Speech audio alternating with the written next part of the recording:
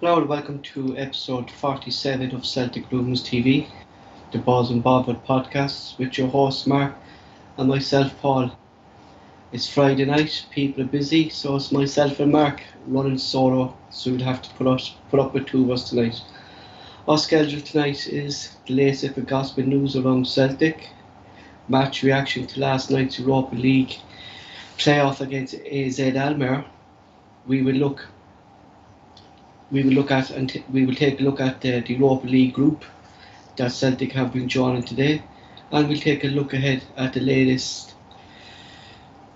Uh, and we take a look ahead, at the first Glasgow Derby of the season on Sunday against Rangers. Firstly, Mark for a few shout-outs.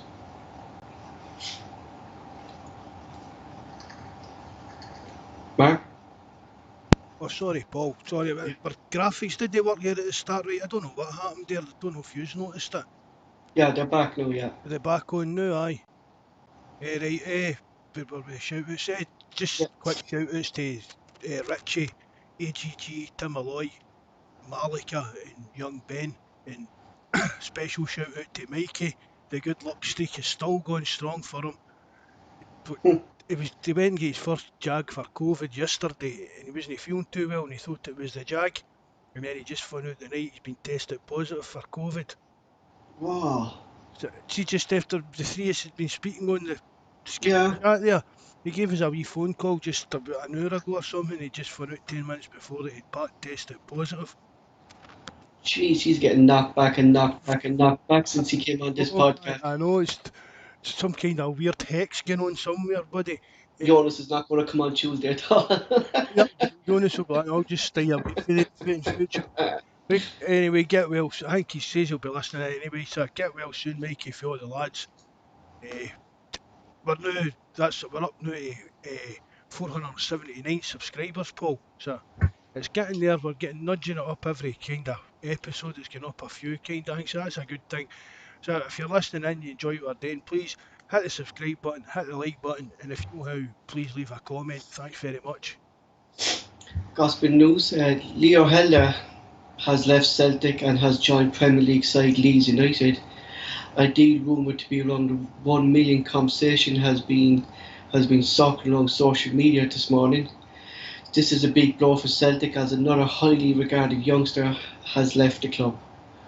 Dundee have approached Celtic about taking Lee Griffiths on loan until the end of the season. Lee has only signed a 1-year contract recently at Celtic, but things just haven't been working out since he signed. On and off the field, problems again has affected Lee Griffiths this season.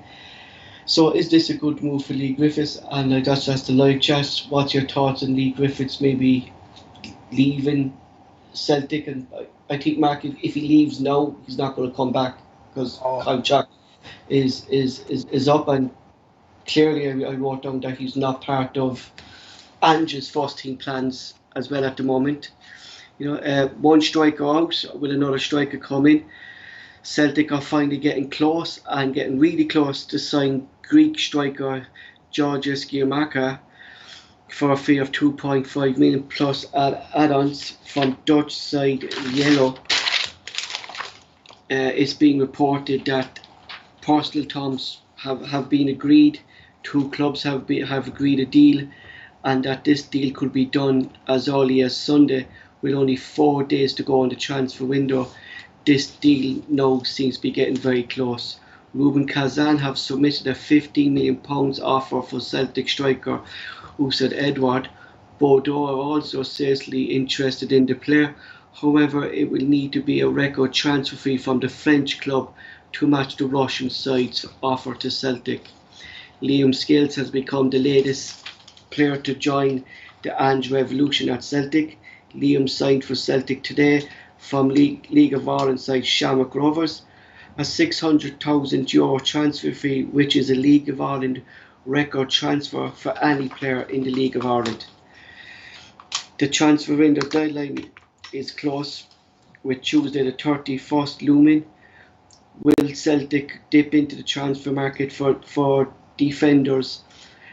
As we saw last night, our defence is still fragile, and with only 3 4 days remaining. Celtic need to act quickly. Celtic have fined Starfelt, Yarashek and Liam Scales in this transfer window, but it's clear that more signings need to be made in these areas. That's it for the gospel news for tonight. We will keep you up to date through the show if we have any updates or any income signings throughout the night. Mark, clearly we saw last night how, with Taylor going off, how fragile we are at the back last night, didn't we? I think we've got to move for a left back before the window shuts, Paul. We've spoke about what the reasons before why we need one, but we've said it well, there doesn't even seem to be any kind of, we're not being linked to any left backs or anything like that. I don't know which, No, but I'm thinking maybe, well, what Michael said, I'm going to call him Jacko because that's just his nickname, but that can he play both positions, Mark? That's the only kind of thinking. I think that Ange has been signing kind of versatile players all along. do you know what I mean? The right back that we signed? Yeah. Jacko, can he? No, that's the nickname of the Greek boy, Jack. So it's Yarashek, sorry. Can he play? You mixed up with names now. Can he play both wings? That's what I'm thinking. That's the big issue. But Jako's transfer, Mark, I think is going to be done by the weekend, by the looks of it. Looks like it anyway. I think, as I said the other day on the phone, Paul, I don't know if it was maybe Celtic were maybe dragging their heels over this for one reason or another. Were they waiting to see what was happening with Eddie? Do you know what I mean? Because I can't see Celtic haggling out a fee £2,500. I think the main issue, and one of the things why Verbruggen pulled over it, Mark, was the sell-on clause, the 15% sell-on clause that they were kind of didn't want to give that the German side thought was kind of too high for him. Well, it looks as if it's done now. Well, again, that's Ange, a player that obviously Ange wanted. It's an Ange signing. Yeah, and that we were saying one striker comes in, Mark, that clearly one has to go, and we were thinking, so it looks like Griffiths is going, and by the looks of it too, Mark, maybe Edward could be going. I think the way things are looking, two of them will be out the door before the window's shut. But could you see, and I know I said you in Skype, like, the teams that were after Edward, and there he is, like a Russian side, Mark, approach them, like, like, I couldn't see, like, the teams he's turning down in England, Mark. I'd go to England more than I would go to Russia. Do you know, would you?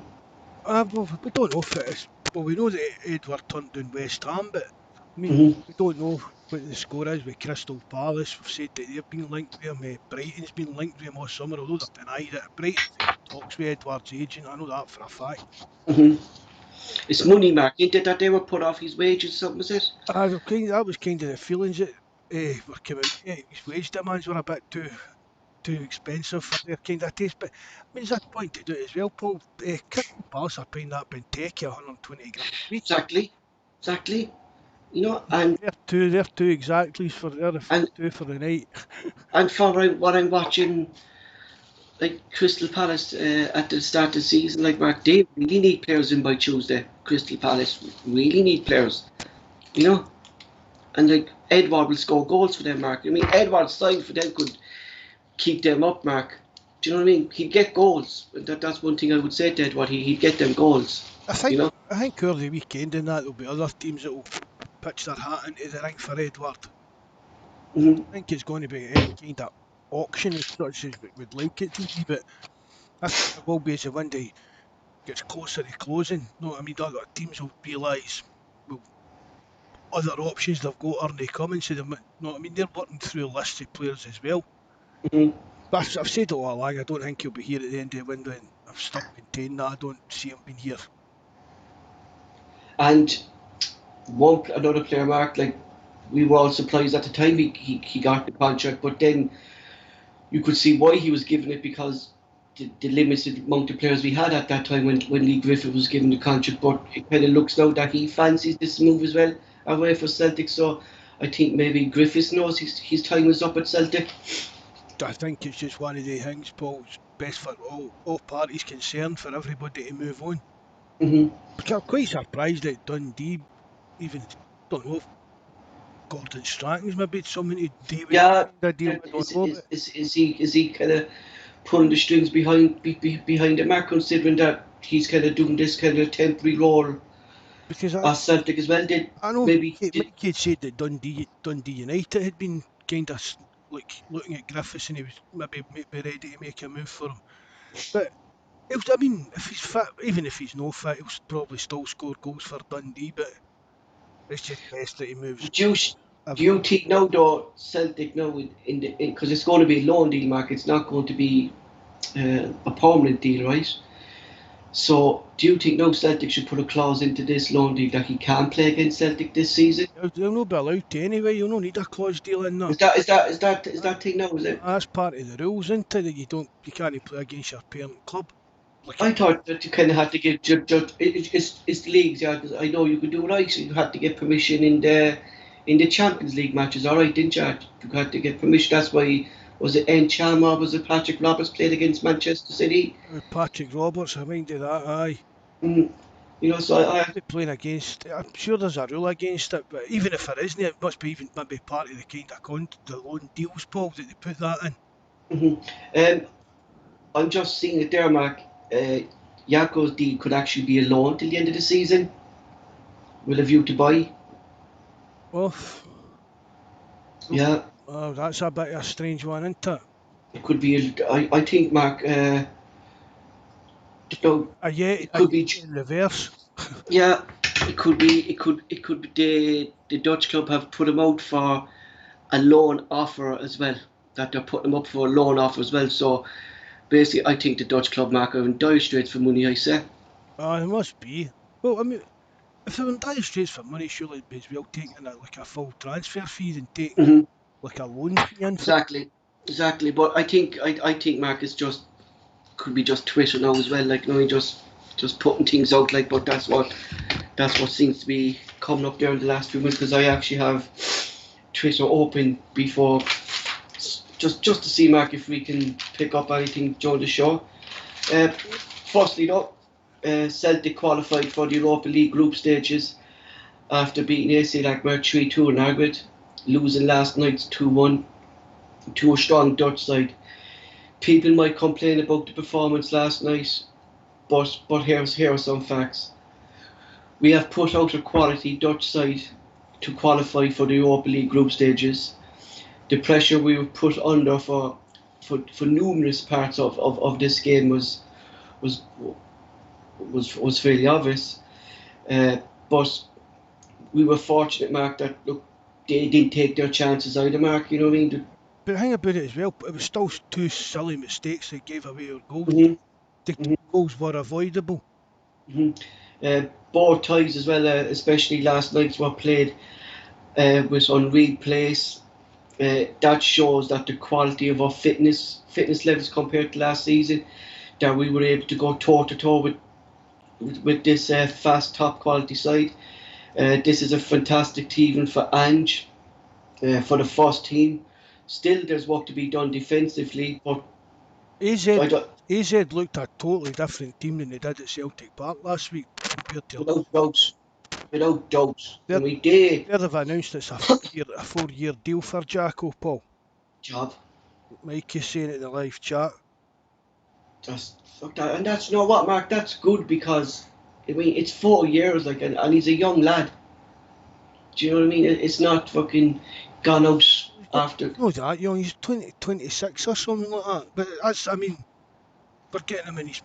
I know people are going, Right. he's not, no, I mean, people are saying, oh, he only done this, he only done that. But we've spoke about the amount of Mm-hmm. actual game time that he got when he was out in Mm-hmm. Greece.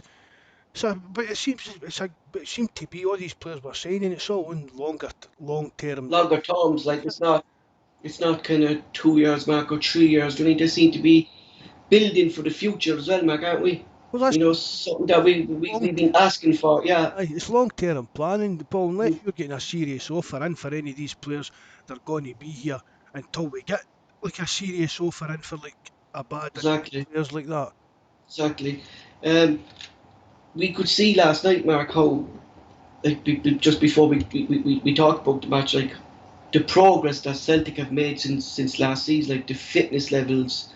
I mean, even down to the pride, Mark, of wearing the jersey. You know what I mean? That some of these Celtic girls last season, like they just showed great character last night, didn't Can you they? imagine last season's team up playing that AZ Alkmaar last night? We got pumped. I would have We pumped. we would have went down. We would have once they brought it back to 1-1, Mark. That team last season would have crumbled, and we would have lost that tie about 3 or 4 goals. I said, you know, But even I mean, see, even though we were under a lot of pressure in the game, the two goals, as we said, were just stupid mistakes. The both of them are just avoidable goals. But mhm. we did really contain them. Not brilliant, but quite well considering what we're talking about, Paul. How long Ange's had this team to put it together, and we did. The game was crying out for McCarthy. Want it, Mark? Aye, but that's what I It's in the live chat there last night. we were missing like a kind of a physical kind of presence Hmm. in the midfield. I think we really were missing that last night. Hmm. And even like the main thing last night, Mark, is that it wasn't about the result. It was more about the character that the team showed to get the job done. Like, we knew it was going to be tough, but we knew it was over 2 legs, and we got the job done at Celtic Park. We said we'd go out there, we'd score a goal. There's no way we'd concede 3 goals. Like, we did get flights last night, but I know Hart made the mistake, Mark, and stuff like that. But Hart pulled off 2 good saves as well Aye, during that game. 2 goals, and even Michael Stewart said it. 2 goals if Barkas and Bain were in goal. They were in the back of the net. probably, but Mm-hmm. that's what he's there today, isn't it? That's That's what we signed him for, Mark. And it showed, Mark. He showed his experience. Now you can blame 2 people here for this. That first goal, Mark. uh, You could say Welch could have. the You best. said Welch could have cleared it. They're You basically know. as culpable as each other, in my opinion, Paul. Yeah. I think like when I was looking at back, was Hart waiting for maybe Welch to clear it, or it just happened so fast like that. It's like their concentration just went or something there. Like, Did one of them no hear a shout or sort of? exactly. Oh, you don't know which went on. Hmm. I mean, because you sort of, well, Especially with the crowd because being back now, Mark, as well, isn't it? the two of them could have got to it. Do you know? Yeah. See if Welsh had just kept up running the pace he was at, he'd have got to it. And if Hart had just kept going the way he was going, he'd have got to it. So I don't know if one of them was no heard a shout or something like that, and both of them just kind of But backed uh, away from it. back to it. But Hart showed Mark then his experience that he didn't let a mistake interfere with the rest of the game. I No, mean, he showed his experience, and that's what we signed just can't do, Hart for. can't do anything about it once it's done. You know what I mean? Just get your head down and get back on with the game. Uh, a concerning thing is, and we don't want no player to be going off injured, but Taylor did look in pain last night, Mark, with that shoulder injury, didn't he, last night, Taylor? Aye, but I said today that he should be all right for Sunday. But would you, Mark, would you play Taylor Sunday considering how well Montgomery did? I mean, Montgomery came on, Mark, and he was brilliant last night. I played, they played really well, the young boy. But see, it's a tough one again, isn't it? Because spoke about just like throwing these young players into, you know, Big games, uh, and this is the game now, Mark. I think that Celtic need to win to kind of set down a marker to Rangers that we're the number one team and you need to beat us this season, kind of thing, in this, you know. I don't know what it's going to be day for Sunday with the left back position. It just says the new boy has come in. You've even got me, I forgot his name now as well. If he can play in the left, Mm-hmm. Montgomery. I mean Montgomery. He's not. He's like Welsh, but he's been given his chance, Paul. He's not done anything wrong. Not done anything wrong. It would be a risk, but I don't like. I wouldn't be overly concerned if he went with Montgomery, to be honest. No, I wouldn't, Mark, to be Just like honest. you said, I don't think Taylor's doing the business really. I mean, And I think, well, he's oh, trying, he's working yeah, away, but it's just it doesn't seem to be clicking for him now. I don't know whether that maybe and a couple of games out. you know what I mean, a bit more intense training to get him up to speed with the rest, the way the rest of the team's kind of gelling together. Do you know what, Mark? It wouldn't surprise me, and Terence is putting up here, if Ange threw the lad Scales in there. Wouldn't surprise me because he done it. He threw Kyogo in there, Mark. He threw Abadar in there. Aye, He could even throw the Croatian in there. You never know, Mark. he's fit, he'll be fit enough. You know, and I was reading, I mean, he's been playing, that's what I'm saying. It's not as if he's coming in like with no pre-season training or no games under his belt. I mean, he's been playing for Shamrock Rovers, so and we play the summer, he's fit. leagues here, Mark. So he's more match fit than anyone at the moment. Like he's match fit. Like I mean, he's ready to go. But I mean, that could be a shout, putting Scales in there. mm, Another baptism of fire for somebody into it, right? I was reading. Do you think that would With, bother him, Paul? You know more about him than most does. Does he seem kind of... Do you think the atmosphere could get to him for like a first game? But I think it's a big game, Mark. Do you know what I mean? It's a big game, and especially with him being Irish, I think it's a big. I think he would be targeted.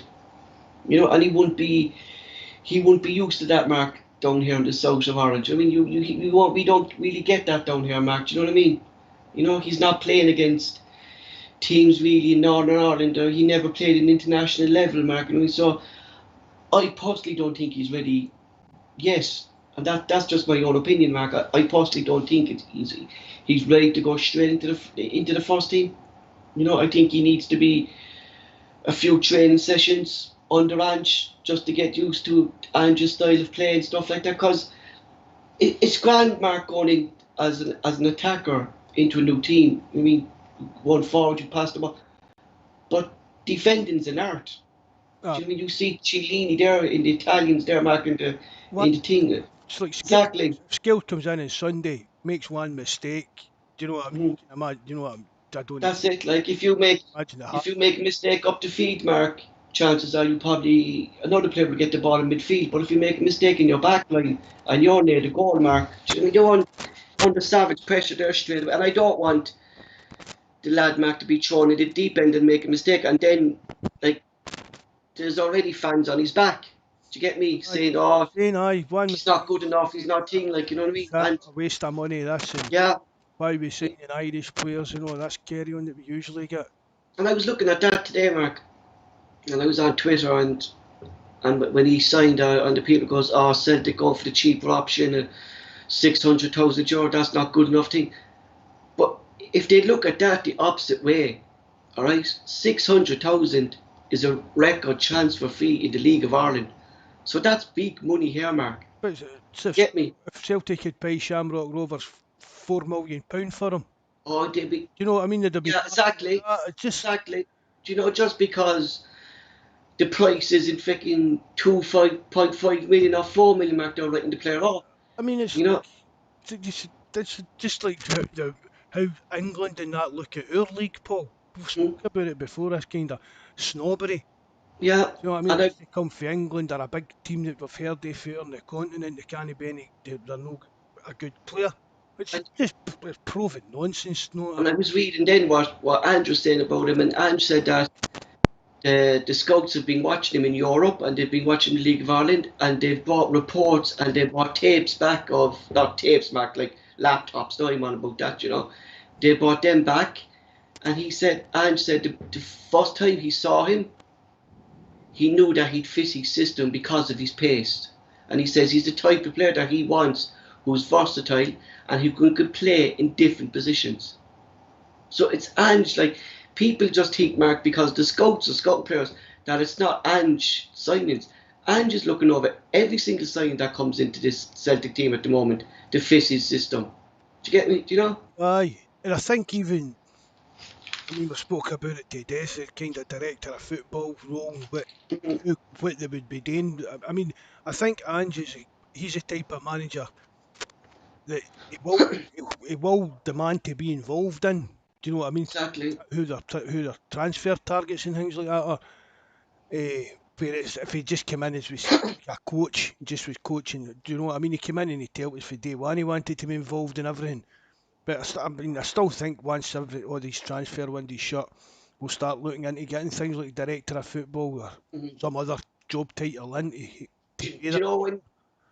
Do you know when Ange steps away from, we say, management, Mark, and like it'll obviously be another good couple of years, but I think this man, like we always say, Mark, that a manager's role is different than a director of football role.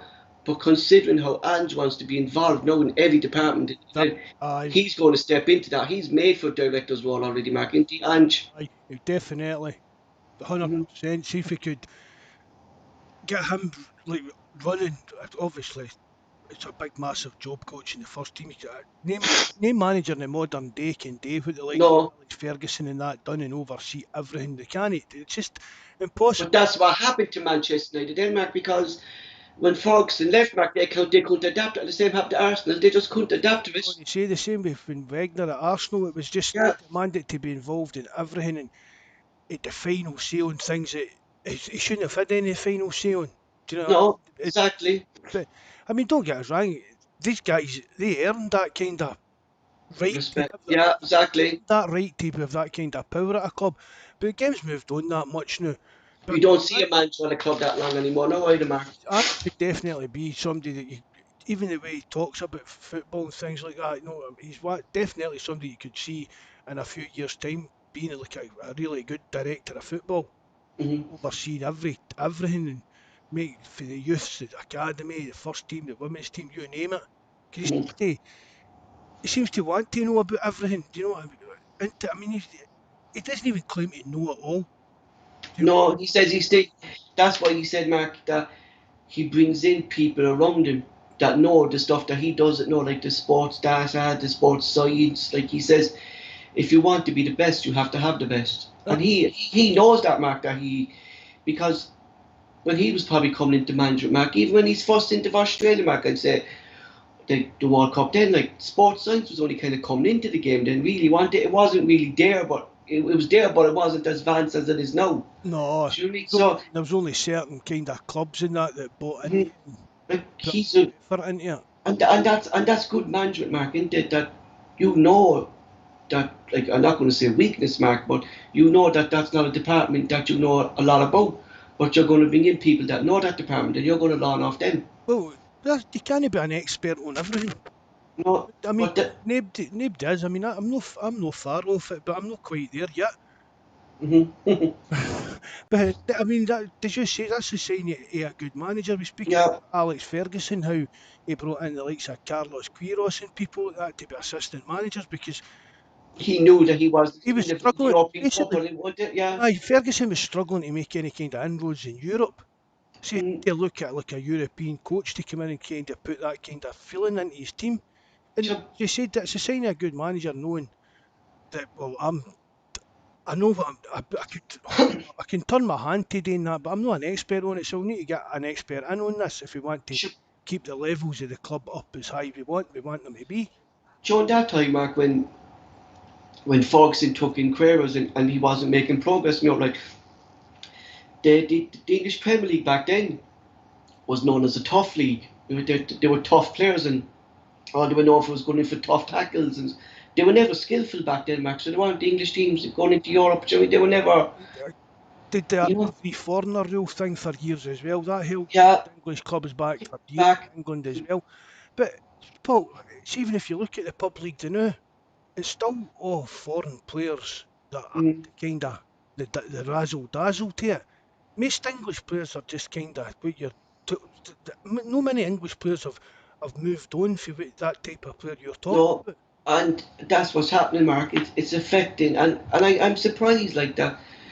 The English FL are letting them out because it is affecting their national team. Now, they've good players now coming up now on the Gareth Southgate, and I give them that, but I bet Irvine, there's no one there, Mark. Yeah, but I'm just going to put it, there's none of them there, Mark, up to the level of, we're going to say, Neymar, Messi, Ronaldo. There's no one near that. And look at the money that they're paying for the likes of Grealish now.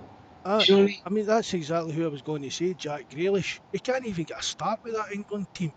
It's ridiculous, Mark. And Ridiculous. I'm sure I think it was Mikey. I was talking to Mikey about him the other week, and Mikey said he came on when he came on during one of the English games, and the only good positive that the commentator had to say about him was that he wins a lot of free kicks. I'm sure it was Mikey that told me that. He was, yeah, it was Mikey. That just sums that up. And They've got some good players, but even when you go back over the years, Paul, and you've got like when the teams were like Rio Ferdinand and that, and Rio Ferdinand, I thought was one of the best defenders in the world. oh, without doubt. Do you know what I mean? The Gary Neville, the Beckham, Rooney when he was younger. Do you know what I mean? How they never won a cup, Mark, with Aye, that team. but there's no one England player that they know that's as good as any of the No, ones that I've mentioned. no, no, there's not. Paul Scholes. Even the goalkeepers back then, Mark. I mean, you David Seaman there and everything back then and everything. Like Seaman was one of the best English keepers around, Mark, and he wasn't. He was a no nonsense. Like you didn't see Seaman trying to do the tricks that you see Pickford or the goalkeepers now doing with their legs. Do you know what I mean? Jordan Pickford. He's a riot, him. Joe Hart's still better than him. Without doubt. It, And that's what it, Mourinho said that how Joe Hart is still in this England #1 spot and he's the best keeper, English keeper that's in the Premier League at the time back when he was with Spurs. You know, even at that, like I'm surprised he wasn't ahead of fucking Hugo Lloris. I don't rate Hugo Lloris at all. I think it's just 'cause he's French. I think he's just a day. I think it's just his reputation. Yeah, and captaincy of the French national team and stuff like that, Mark. I wouldn't say he's a great keeper either, that Lloris. You know, like moving on from the south, we've enough then. Mark, how did you feel during the game yesterday? Like when we were 2-1 down, we were under this pressure. Like how you feel? Were you nervous, or did you think like Celtic going to concede, considering where we've been in Europe last couple of seasons? Like, did that fear come into you that it was going to be deja vu all over again, or were you confident enough that we'll see it through? It was a bit mixed emotions, Paul, Mm. depending on where the ball was in the pitch at the time. But even when we were on the live chat, Paul, we were still going through. Even though we were Mm-hmm. getting beaten, we were under pressure. We were still winning 3-2 in aggregate. Exactly, and even at that, Mark, like I, I, I know they made two mistakes, like, but Welch and Starfelt again grew into the game, and they were throwing their bodies, Mark, I thought on the ball, and they were throwing themselves at the ball, Mark. Something that we haven't seen from Julian or players in our defence for a long, long time, like, you know. that as the game went on, the half time break, I think, done us a power of good. Mm-hmm. That went on, but we seemed a lot more. I don't know, would I say better? We seemed to control ourselves a lot better. Ralston, that boy, their number 11, Carlson, he tortured Yeah. Ralston a few times and that. But again, as the game went on, I thought the defence kind of settled into it a bit more. Mm-hmm. We say right, we lost 2-1, we conceded two silly goals. If we had conceded the two silly goals, I know it's it's a kind of, but we'd have won that 1-0. Starfelt scored, Mark, is a bit unlucky though. In fairness, by the one player I just didn't want it to happen to. I don't. Do you know? Every time I watch it, I still don't know how he actually done it. You know, he was. A free. It's like you see, when you're playing FIFA, you can do it like a free kick king, Mm-hmm. and it was as if I don't know, but after me sitting sticking up from a new, just here we go. But again, just unlucky, but he got out of that as well. I thought Paul went on to have a I did, Mark. He did. In fairness, like he solid game, like. But now when I was watching it yesterday, Mark, and when we were under constant pressure from AZ, right, like, and we were pushing up, like, does there come to a certain point when Ange maybe needs to think that he needs to bring on the defensive midfielder early, maybe slow the game down a small bit because I don't think. Mark, we were wide open yesterday, weren't we? I don't think it's as much a defensive midfielder, Paul. I think it's just Or maybe it's just tightening in or something, Mark. a bit more physical. Yeah. Rogic, he was trying, put in a good shift, but Rogic didn't get much change out of him last night. Neither did Turnbull. No, I think Mark it was too fast for Logic. McGregor as well. Every time Rogic had the ball, there was two men on him right away, Yeah. and he just That's it, Mark. usually They gives a wee shimmy and he's away for the two. But they sussed the danger players out, Mark. And even McGregor, and somebody in Topi McGregor every time, but he uh, didn't have the greatest game as well. So and they were trying to injure Kyogo yesterday without doubt. They were trying to injure him. tackle. Dirty tackle. That referee was shocking yesterday, Mark. Shocking. You know. But we need to tighten up, maybe, Mark. Maybe maybe I say it's like maybe not push the defence up too high or something, because we were getting caught with their long ball practically nearly every time they attacked. They were kind of trying to put the long ball over us, That's what I mean, we're going about the Dutch football system and things like that. I mean, but that was their kind of tactics, wasn't it? Yeah, A long ball game. they noticed the high line mark, and that's why I was kind of screaming out for someone. Like, 'cause ideally I would like to have McCarthy fit, but McCarthy's not fit. Do you know what happened there, Mark, or with McCarthy? What's going on there? But does he know in the squad for Sunday? I heard he's injured. Oh no, I thought he was in the squad for Sunday. Is he in the squad for Sunday? Is he? I thought he was struggling with an injury. That's why he wasn't on the bench. No, he didn't fly out. I thought he just waited behind his work and fitness kind of thing. Hopefully so, Mark. Yeah, maybe he's just not up to. Maybe he's keeping him out of the He'd need European pre-season, games. So, Mark, just get his fitness up, so Mark, and kind of use him for the league for the time being. So is this? but he didn't have. Well, when he left Crystal Palace, at the end No of the pre-season. No, he's training on his own. I Yeah, just to keep myself fit. and that does affect you, Mark. You know what I mean? If you don't have kind of a pre-season behind you, like you're not really up to match fitness, are you? Especially when when you're playing what the Exactly. tempo Ange wants you to play it, and that's a big ask, isn't it, really, to come for A to B as quick as that. But I've said it, but McCarthy, see, once McCarthy's fit, he'll be one of the first names on the team sheet. You know, I think, Mark, because our midfield was kind of, I'm not saying bullied, Mark, but we were over strength or something like that. They were stronger than us in the midfield, Mark. They were more physical than us in the midfield. Like they seemed to brush us off too easily, Mark. Do you know what I mean? We're still very light Aye, in that midfield there, and that's the problem. no physical presence, we need just a bit of muscle in there. And that's what we would say, Mark. 2 Sorry. seconds now, Paul.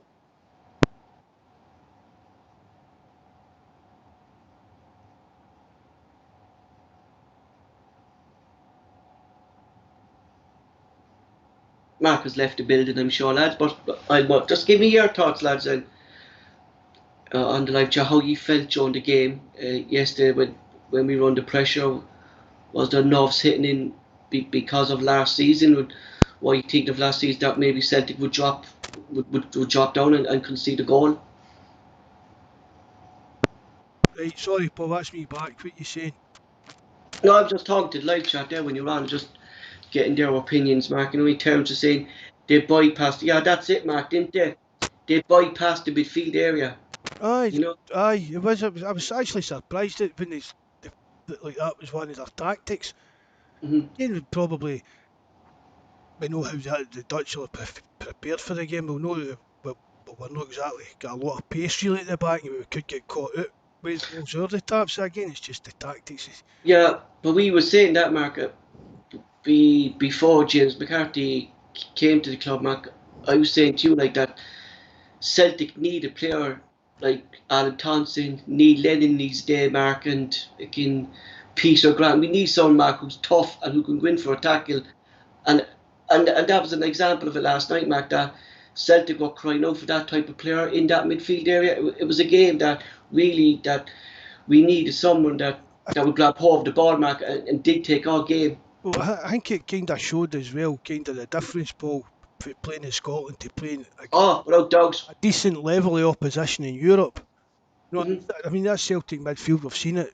The Turnbull, Rogic, McGregor, they've ran our teams in Scotland this season so far. But Mm-hmm. we've been up against Alkmaar, and it's been a different kettle of fish. Like, people don't understand, Mark. Like, they're a good side. Like, you know what I mean? Like, the Dutch league is a tough league. Like, and they always have good teams, Mark. Like, this wasn't an easy tie for Celtic. Like, No chance. I mean, as I you said, know. they looked a totally different team last night than they did last week.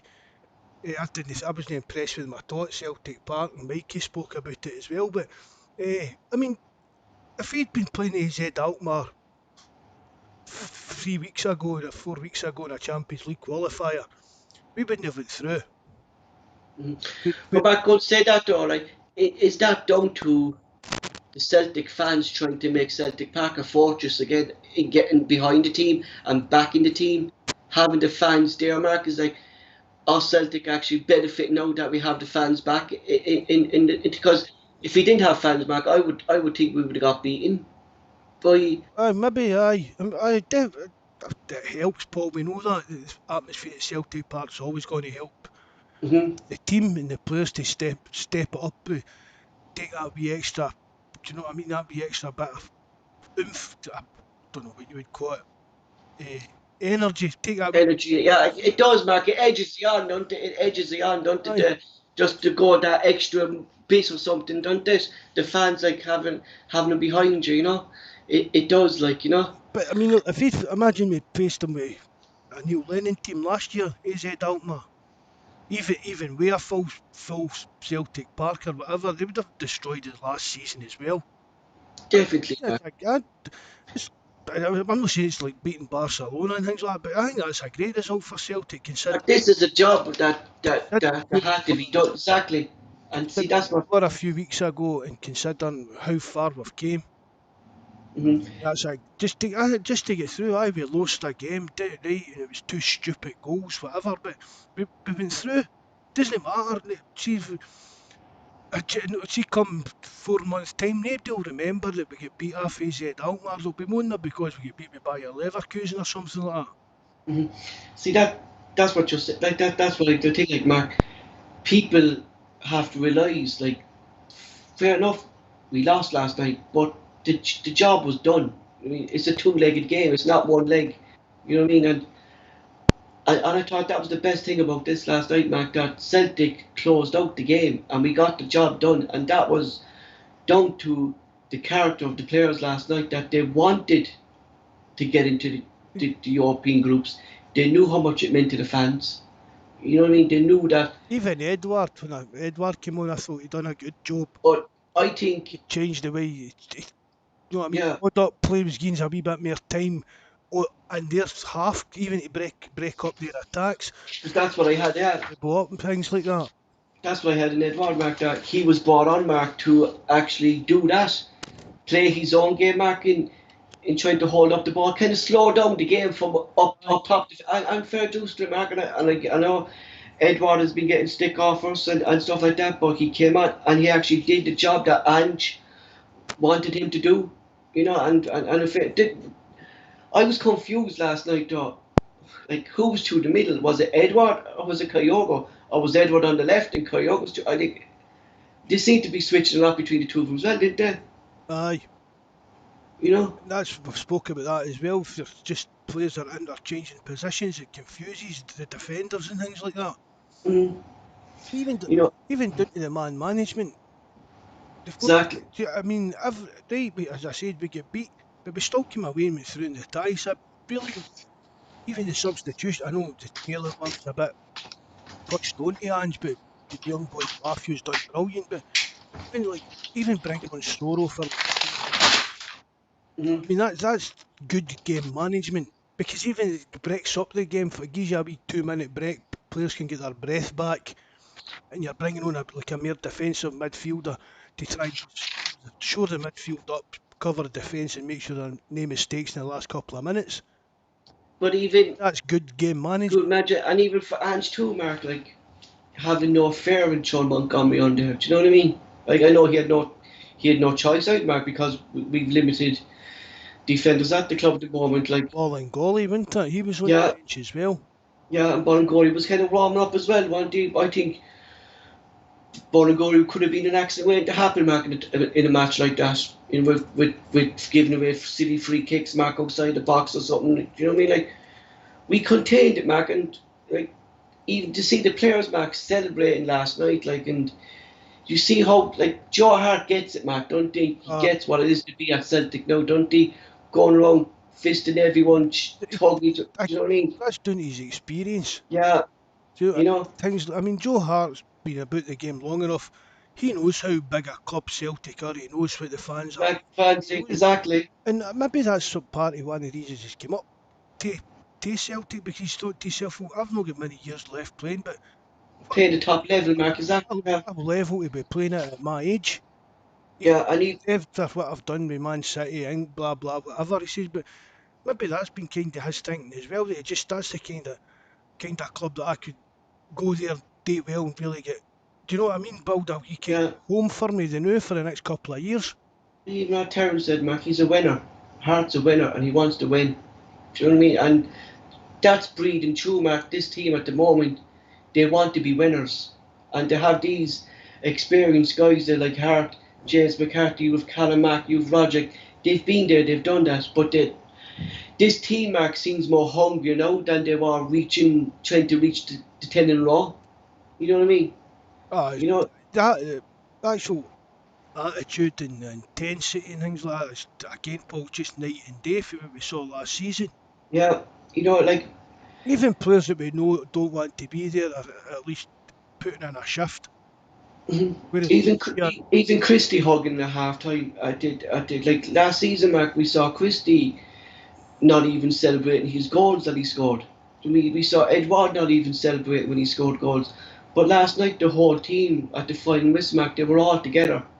Do you know what I mean? The whole team was celebrating, and like for me, Mark, it gave me a sense of joy to see a Celtic player have pride in putting on the Celtic jersey again. You know, because that's what it felt like, man. Because it felt like last season we did no pride in putting on the jersey. They weren't playing for the jersey. But seeing it last night, Mark, and since Ange came in, these players are playing for the jersey. You know, and you have to give them that, don't you? I suppose, I mean, you know my feelings about Edward and Christie, but as Ange said himself, as long as they're putting in their shifts and training, well, I'm paraphrasing, but as long as they're working hard in training and doing what they're asked for, as Hmm.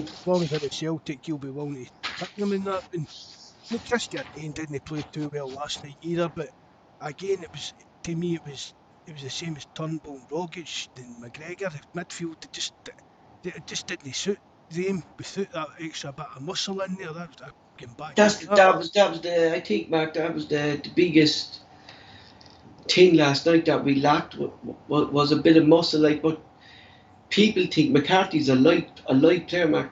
McCarthy is all muscle. That's all muscle, McCarthy. Like, you know what I mean? Like, he's a tough cookie, like, you know. Uh, But that's exactly the type of player that we were needing last right, night. Even right, Zach. I know Yeah. we've spoken about him before, Lewis Ferguson. Mm-hmm. That type of player that's going to bring some physicality into the midfield and a wee bit of toughness, tackling and harassing them with that wee extra bit of dig. Mm-hmm. Just we move on, Mark. Just to your player ratings now, and we'll start with yourself. And how did you rate the players?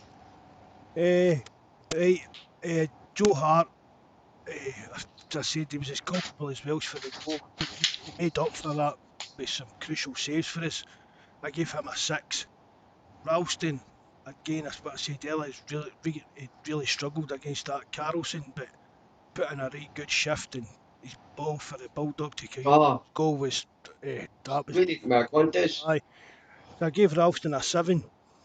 Welsh let himself down at Alkmaar's goal, but came back for it in a solid enough second half, so I gave him a 6.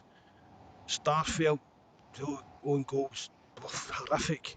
We had a tough night, but again, he was as well. I thought he looked better in the second half as the game was going on. Mm-hmm. Greg Taylor, I gave Starfelt a 6 as well. Taylor looked steady enough, but the injury had to take him off. Too early, yes, I too early, Mark. gave Yeah, him a exactly. 4. Yeah. McGregor, never really got a chance to control the midfield, but he was still trying his best to drive us forward when he did get the ball and that, so I gave him a 7. Turnbull, another one at a poor first half, but I thought he'd get better as the game went on as well, so I gave him a 7 too. Rogic, the way he was marked, he struggled to show what he's been doing recently. Again, but worked his socks off. That's the thing about Paul. Every player you can say that. That's it. Yeah, exactly, Mark. Exactly. So I You know, you can't. gave him a 6.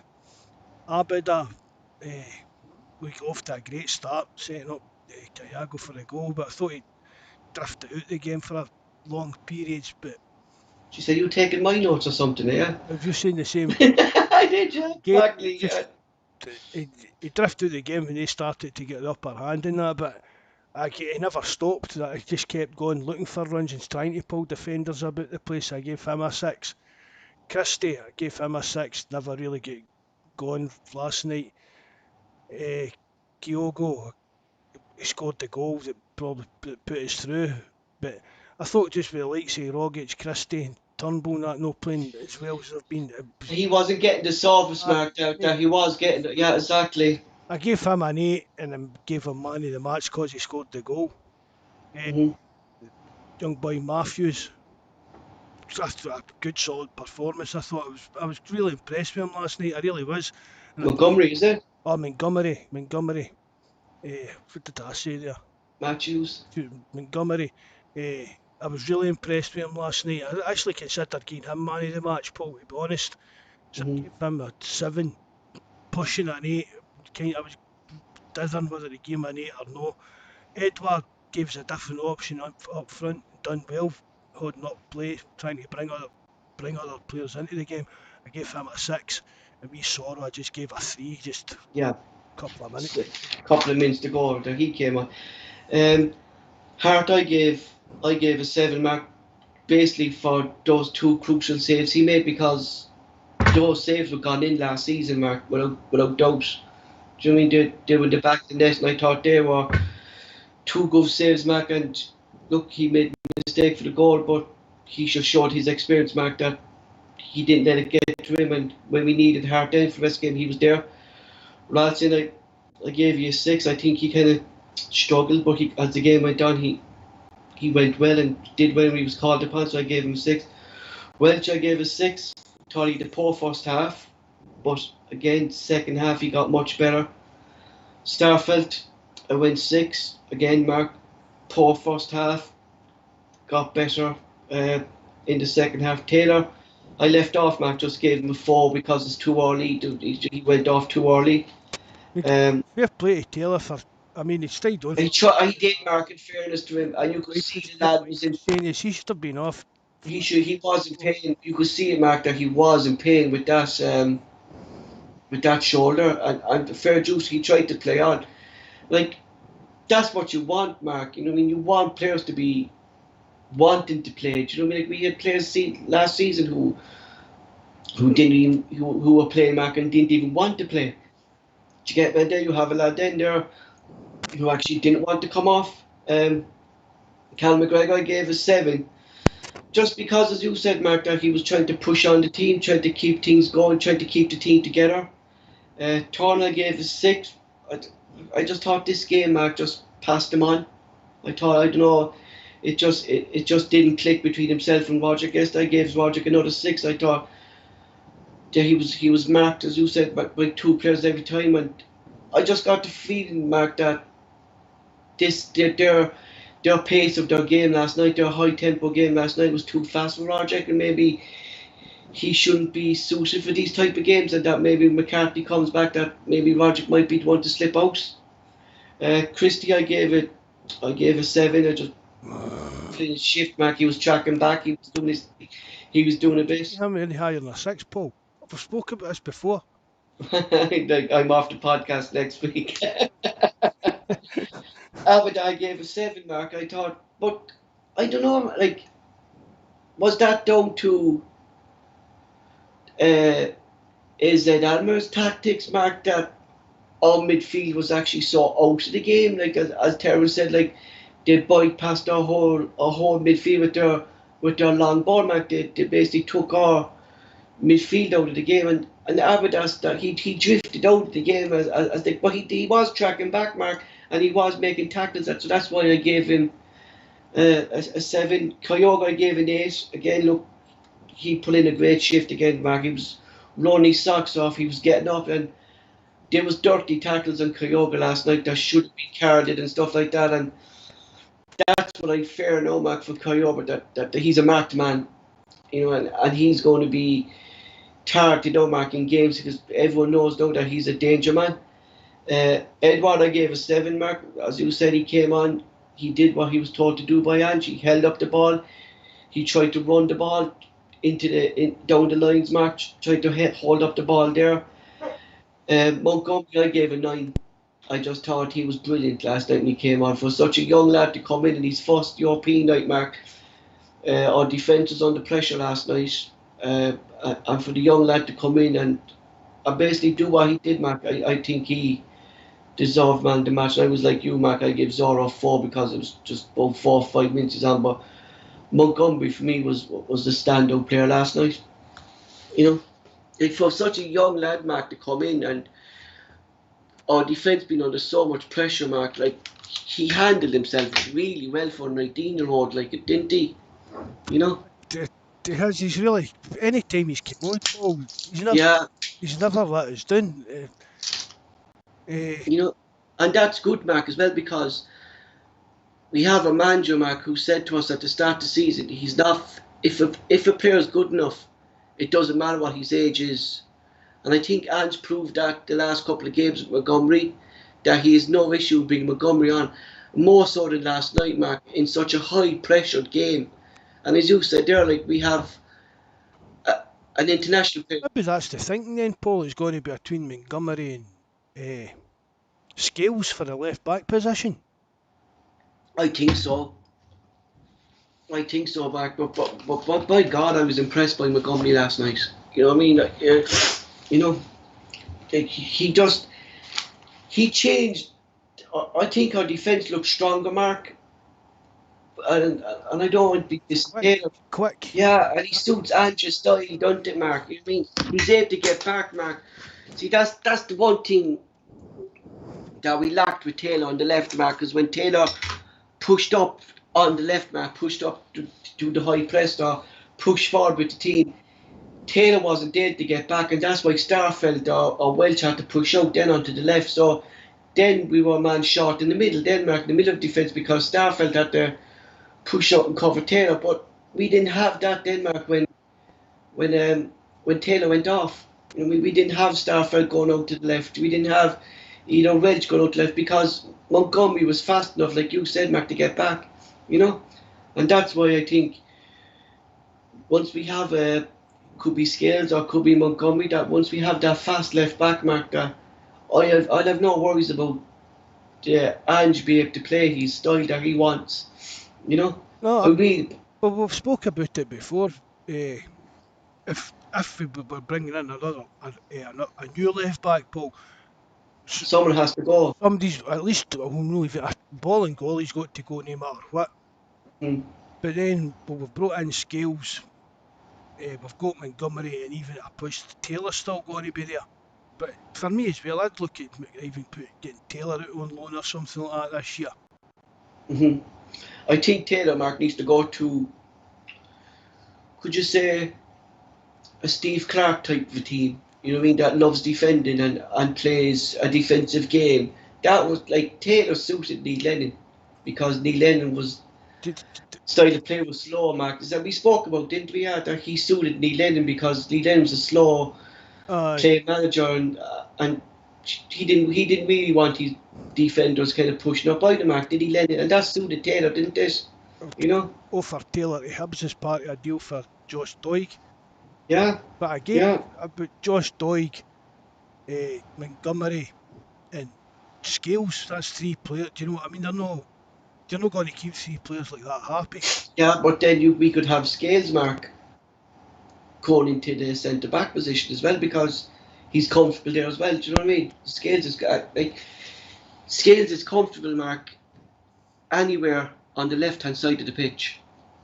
Anywhere. Like I showed you that video today that I sent you on Skpe, Mark, when we signed. Did you see the ball control over his head for a fella 6'4", Mark, to do that? Like, do you know what I mean? Like Peter Crouch couldn't even do that. You know, but that just shows, Mark, that the young lad is comfortable, Mark, with his feet. Do you know what I mean? Like he is comfortable, like for such a big lad, like you don't realise how comfortable he is with his feet, like, and the more I've seen, the more I see him, Mark, I'm actually very impressed. I think this is a really good deal for Celtic, like to get a player so cheap that, and even Ange said it, Mark, like Scales is going to be the one for the future. Ange said like he's going to be the one for the future. For what I've seen of him, he's the type of player that I want. You know, that's what Ange said today in his press conference about Scales. He's the type of player that I want. And with my coaching, he's going to be a player for the future for Celtic. You know? I mean, So that's good to hear as well, Paul, even the manager talking about that. I mean, yeah, you can't imagine. When did Neil Lennon ever talk about anything like that? no, and that's what I think is the best about Ange, Mark, is his man management. You know what I mean?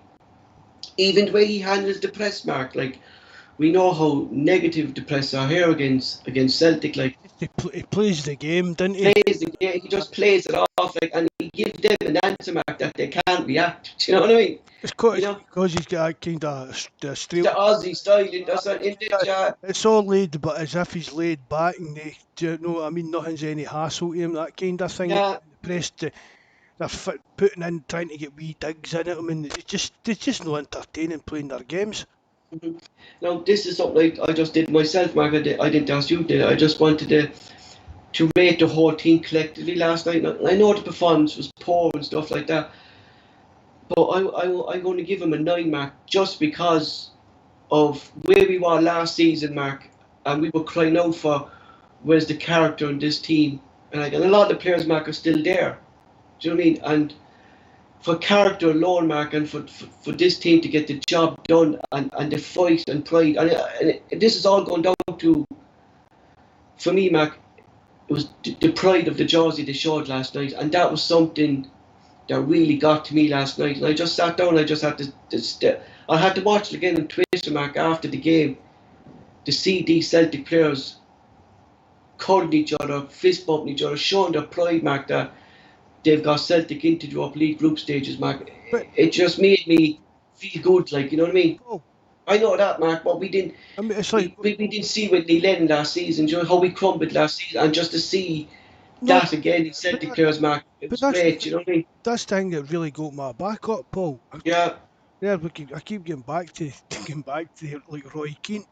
I mean, yeah. like Ferguson's talking about the play, oh, he covers every blade of grass. He does that. Keane was like, that doesn't mean nothing to me. That's my job. But Yeah. should I not cover every blade? Do you remember Keane? Like, remember he was in Mark. People don't like him, but I mean, his outlook on the game is, for me, is actually pretty spot on. When he was saying the players these days shaking hands after the game, and thinking, I'm not shaking a hand. I go to bat. I just went to bat with you. Shake hands a week later. Shake hands with Seaman thing. No, you're going on the pitch. Well, he was right, Mark. Do you know what I mean? That's why he was a winner. That's why Keane was a winner. But you know what I mean? There's no excuses for any player. The dog tools, Mark. Yeah. For any team, Paul, any team, whether you're playing for Celtic, whether you're playing for Akis, whether you're playing for your local pub team, there's no reason to not go out there and get everything you've got in that game. But that's what he said, Mark. Like, For it. he said, like, the modern player now, Mark. He said it like they're too fragile. Do you know what I mean? You can't criticise a modern player. No, he said, look, the modern player down in tools for getting a collective group together to get the man to the job. Then, like, you know what I mean? It's like the modern player, and Keane is right, Mark. They're too fragile. You know what I mean? Like to say boot from or stuff like that. Moving on from the match last night, as we know, Celtic have been drawn in Group G. Alongside Bayer Leverkusen, Real Betis, Ferragras, our old foes, Mark, who knocked us out under Neil Lennon. We thought Neil Lennon should have got the sack after that game. What that was that game, wasn't it? That beat us, wasn't it? Aye. That was the one Yeah. that flung the players under the bus, wasn't it? Yeah, throwing the players under the bus, like. And one. I know it's a bit petty to say, but there'll be like a comparison of how far we've moved for under Lennon. Exactly. That's what I put down my nose, man. This is a chance for Celtic to actually show this team like that. Celtic weren't even the team last season, Mark. We're disappointed if we don't get into the Conference League. Mm-hmm. Just looking at the results, Mark, I'd fancy us, Mark, to get a result at home against Real Betis, Ferragras, beat them away as well, maybe get a draw against Real Betis as well, Mark. But the tricky one, but you have to think for two. Bayer Leverkusen had the team either, Mark, when they were back in the day when they won the Champions League. I mean, they're not a big superpower either in German football at the moment either. Do you know what I mean? That'll be the toughest games out the two of them for me, the Bayer Leverkusen games. If you could get a draw at them at home, it'd be a great result to get a draw against Bayern Leverkusen at home. Aye, definitely. You know, like I would fancy us, Mark. Like you have to think of it too, Mark. Like these games aren't going to be played. I think around the fixtures haven't come out yet, but they're going to be starting around the 16th. In this Aye. 16th of September. Like, we're going to have the rest of the players that Ange wants in. By then, we're going to have more games under our belt, and we've seen it, Mark. The more we play under Ange, we're getting better and better. Do you know what I mean? It's like you can't predict Celtic not to do well in this group either, Mark. So you can't. You know? No, as I said, Paul, well, the third place team drops down to that Conference League. Yeah, yeah. For me, that's more than achievable for Celtic. Without doubt. Maybe, I'd be pushing. I'm not saying we should be winning the group because, We should push for second. but But no, Ange, Mark. Ange would want to win that group. aye, That's his philosophy. Ange is a winner. definitely. We know that he's going to. Yeah. He's not got. We spoke about it before. And I think he proved last night, but we all thought he's not going to change his actual methods and his game plan to any great extent, no matter who the opposition is. Which can be a good thing, can be a bad thing. We'll see how it goes as we move on over the season. But the group could have been worse. It could have been better, but it could have been worse as well.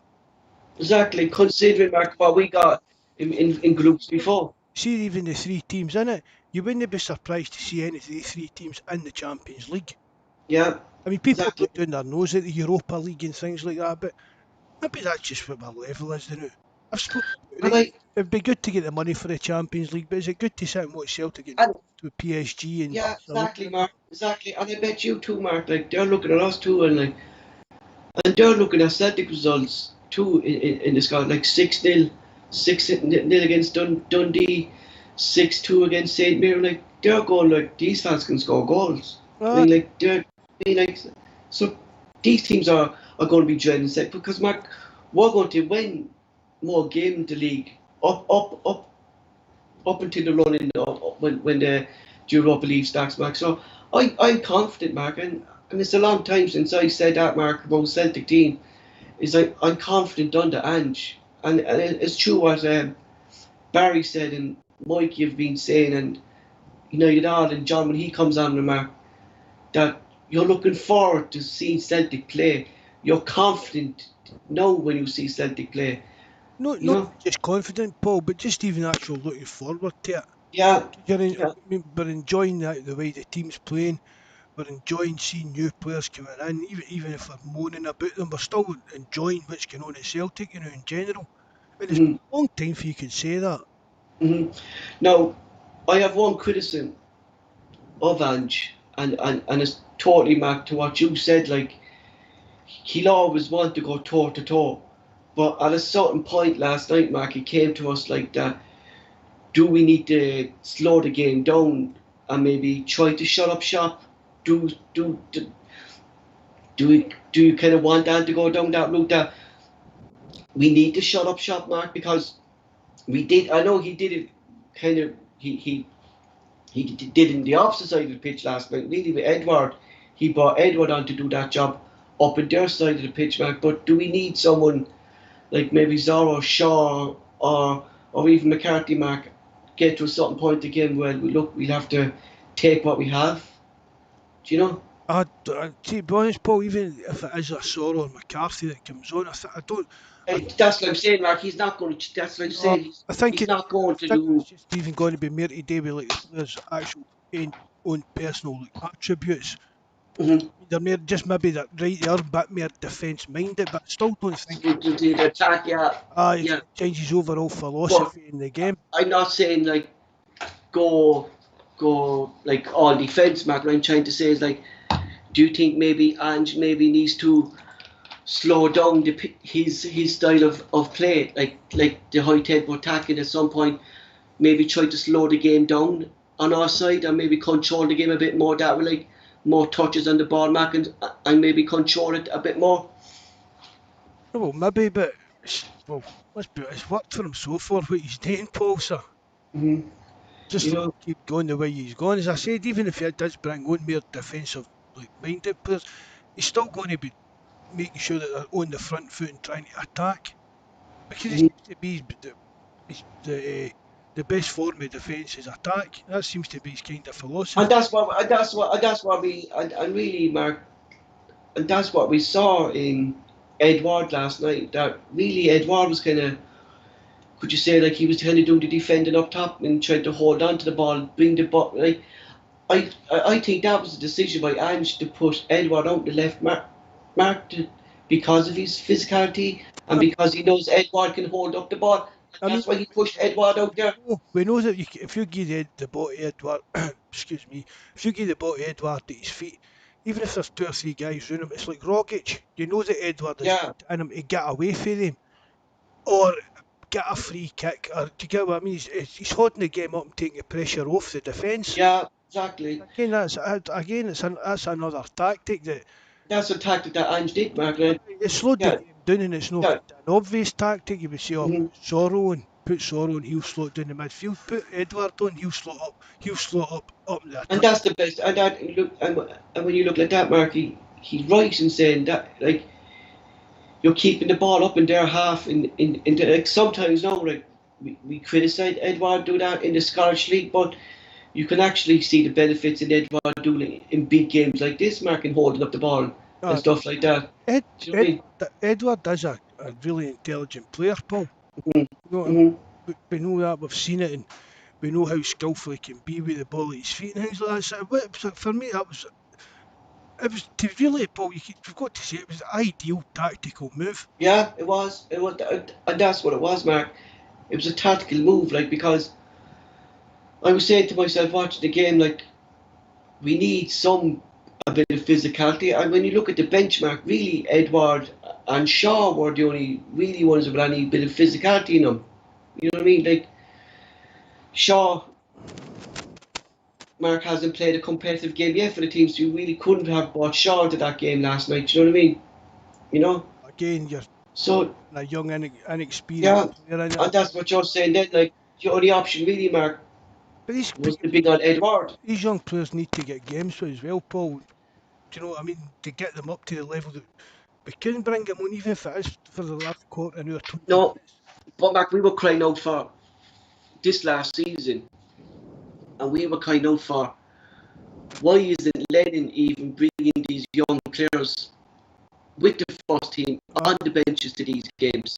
they're, Get them they're, these tearing, experience. they're tearing saying it was John Kennedy decided to put Edward on. No, I didn't. Aye, Christ's sake, don't get me started.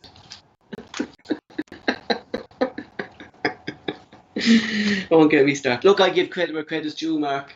You know, Kennedy you go. adjusted to Ange's style, and you know, and I give that Mark. He adjusted to Ange's style, Mark. He whatever he's doing with Ange at the moment, it's working. But Ange is actually teaching Kenny a new way of philosophy as well. Look, as you said, Mark, Kennedy is only doing what Lennon's telling him to do.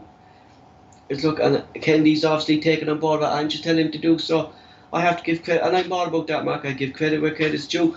But if I see Beaton coming onto the pitch, that's down to Kennedy. It has to be. But there's no right mind that Ange can see that Beaton is fast enough to play his football. you No. But, know? but see, as we said at the time, Paul, why he was playing the games, is that maybe because he's experienced, do you know what I mean? The way the squad was at the time, but I can't see Beaton finding any place in Angie's team. Definitely not, No, Mark. And like we're saying, like that players needs to leave, Mark. And Beaton has to be the one player, Mark, in all the Celtic team that's too slow. Like you can't even say no that Logic is too slow because Logic is lasting 70, 80 minutes in nearly every fucking game now. Do you know what I mean? no, You know? that's acceptable to me, Paul Rogic. Yeah, But when he's putting in the shift he's putting in and playing the way he's playing, exactly. I'm quite, it's, I mean, that doesn't mean that he's no fit if he's no lasting the full game. That just means that he's gave his all and he's knackered and coming off. There'll be plenty of players that can't play 80, 90 minutes every week. Do you know what? We've seen McGregor getting took off. Exactly. Again, I think Resting on Mark. great And man. that's great, magic, Mark. Great. Exactly. knowing, Mark, that That's what we've spoke about has been missing. exactly, Mark. Players like McGregor don't need to play 90 minutes every game for Celtic. Exactly. You know, like And we don't need. well, Rogic getting 80 minutes, 75 minutes the way he's playing the now. It's still a hell of a lot better performances than beginnings for 60 minutes for the last 3 or 4 years. Exactly. And that's down to Roger himself, Mark, realising, and I still think, Mark, that Roger might have had an insight that Ange was coming that time when we did that podcast, Mark, and I said that Tom Rogic was staying away from the Australian international team for the foreseeable future this year, to concentrate in Celtic, to concentrate on his fitness. So I still think, Mark, did he know maybe that Ange was coming in and he knew At his age, he should to yeah, for international football as well. I think so, Mark, because they're actually crying out now for Roger to come back to international football. And I think long haul flights and that as well. yeah, I think for him now, Mark, and because he's doing so well, Mark, and it'd be typical Roger now, Mark. He'll go out to international, and he'll pick up, because that's where realistically, Mark, where he picked up his injuries was always on international duty. He came back injured all the time. We niggling injuries for. Yeah. You know, and I think now. Great international football. I would prefer if no Celtic player played for the international teams, to be honest, but I know they've kind of got to for looking at a profile and wage demands and that kind of idea, but when you get to like 30 and 31 and that, you want to concentrate, Mark, and like stop round, Mark. He stepped away from it, didn't he? Concentrate on who's paying you a heavy wage every week, Paul. And I think that's what Roger needs to do. As you said, Mark, like, it's not if he's playing in Europe, like, do you know what I mean? He's playing in the other side of the world. Time difference there as well, Mark. You're coming back into Scotland, you're tired, you're legged of the flight, do you know what I mean? Like, that all comes into effect with Tom Rogic's fitness as well, Mark, I think, you know. I mean, I'm sure there are guys on the live chat and that have been to Australia. I know Mikey's wife's been. I mean, it's like, it just says you're away for a week, totally different time zones and everything, Paul. Or how long it takes you to fly out there and things. Exactly. It's tough going, Mark. Like, tough going. Like, and say though, like, if you're Roger, like, and you're flying into Scotland on the Thursday, realistically, Mark, you're going to probably sleep on the Friday. You're not going to get much training done on the Saturday. And that's Roger. Then missing the game on the Sunday. Do you know what I mean? By the time Saturday comes, Paul, you probably aren't too sure of what day it actually is. Yeah, exactly. And that's him, Denmark, out of a game, Denmark, maybe that we needed. Now, and then talking about time. Think about it, I mean, whether he's actually flying around a globe, Paul, or actually a flat Earth model. Exactly. As well. Exactly. You know, moving on. Why? What happens actually when I say that? What happens? What did you say when I can't say exactly? It's just you say exactly. The level goes up.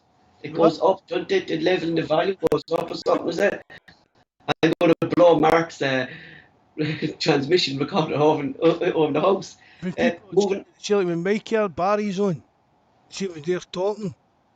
See when you just pipe in a wee exactly. Even if I just pipe in some wee word, our volume levels kind of push our volume theirs. But that's me showing professionalism, showing them that I'm listening to them, I'm agreeing what they're saying, and the amount of times you say it. So I don't keep count, Mark. I don't. I said to them earlier on, this will be a drinking game for the lads in future at the weekend. Yeah. Every time you say exactly to take a break. They pissed after the first half hour. I can't. If I have to turn off the pod, there, lads, they have to turn off the pod. Well, she'll be sitting rubbing his own somewhere. Oh, that's an excuse to give the missus. Yeah, Reggie be delighted. Moving on, Mark. Look, we'll talk more about European football, kind of close to it. We'll give that a miss now for the next couple of weeks, and we'll talk about the game that does matter at the moment, and that's the first Glasgow Derby Sunday at 12 o'clock live on Sky Sports if anyone's looking to watch the game. Celtic will be travelling to Ibrox to face Rangers, as we know, and we spoke about in the last podcast. Rangers won't be letting Celtic supporters into the stadium because of the risk of COVID They've some cheek the risk of COVID from our supporters when their own first team is riddled in it. Now, my own idea that they won't let Celtic supporters in the thing because I'm going to quote Winston from, is it, what's it called, Matt? Still game. Ye must be shitting yourselves not to let Celtic supporters into the game. No, we know Rangers. It stopped, wasn't it? We were. They couldn't see bear to see partying in the Broomloan. Yeah, and to make it worse, Mark, they didn't want to hear only 700 Celtic fans out singing their own supporters. Do you know what I mean? Like, this is an excuse, like, because. There are no excuses for them. Don't No, make excuses. I don't care if they've got COVID. I don't care if they're no, out with Lana Wolf on Saturday night. because, Mark, they know Celtic are back. And we're back with a bang. And they are, Mark. This Rangers team at the and their fans, Mark, because you told me about their forum, you told me about their thing, they're fucking bricking it to face us on Sunday. Mostly though, Mark, because we know they have an outbreak in their thing. Was it Steven Gerrard? Steven Gerrard missed last night's game. Captain Jason Chavanair's out. Ryan Kent is out. One at Wayne's Communions. I think that was that Kent. That was an injury. Was Kent injured? Was he? He wasn't on COVID at all. Ryan Kent, is he? I think.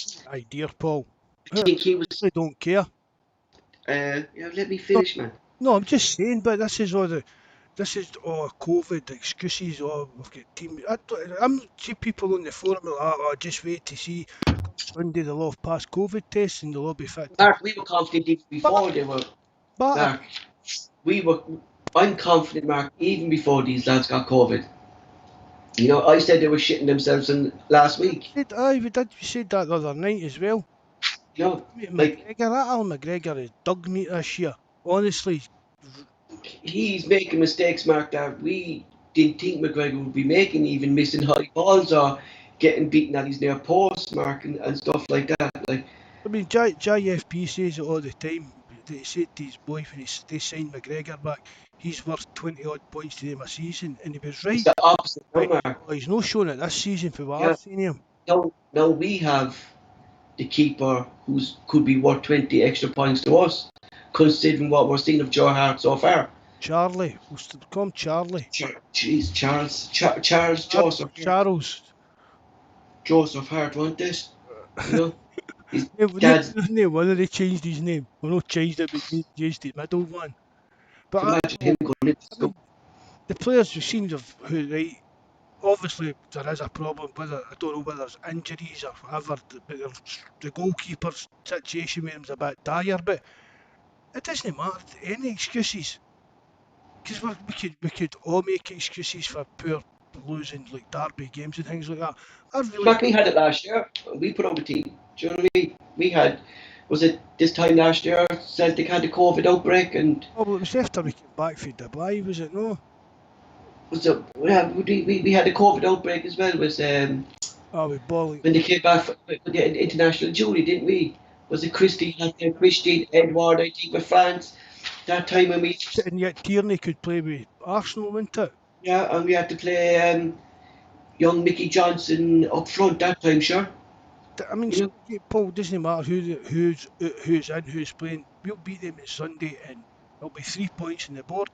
Then they can moan and greet about, this one out with COVID, that one out with COVID. Doesn't matter. Every other team's lost players to COVID. You just need to deal with the results accordingly to what the. Exactly, Mark. And I'm confident, Mark, and you're confident. Mickey's confident. Barry was confident. Like, this didn't break until Thursday. We did a podcast Tuesday, Mark, I think, was this? Tuesday? I think was the last podcast, Mark, we were on Tuesday night. We didn't know none of this COVID thing was happening or thing, like, Rangers knew it was happening, but those feckers are trying to hide it, you know.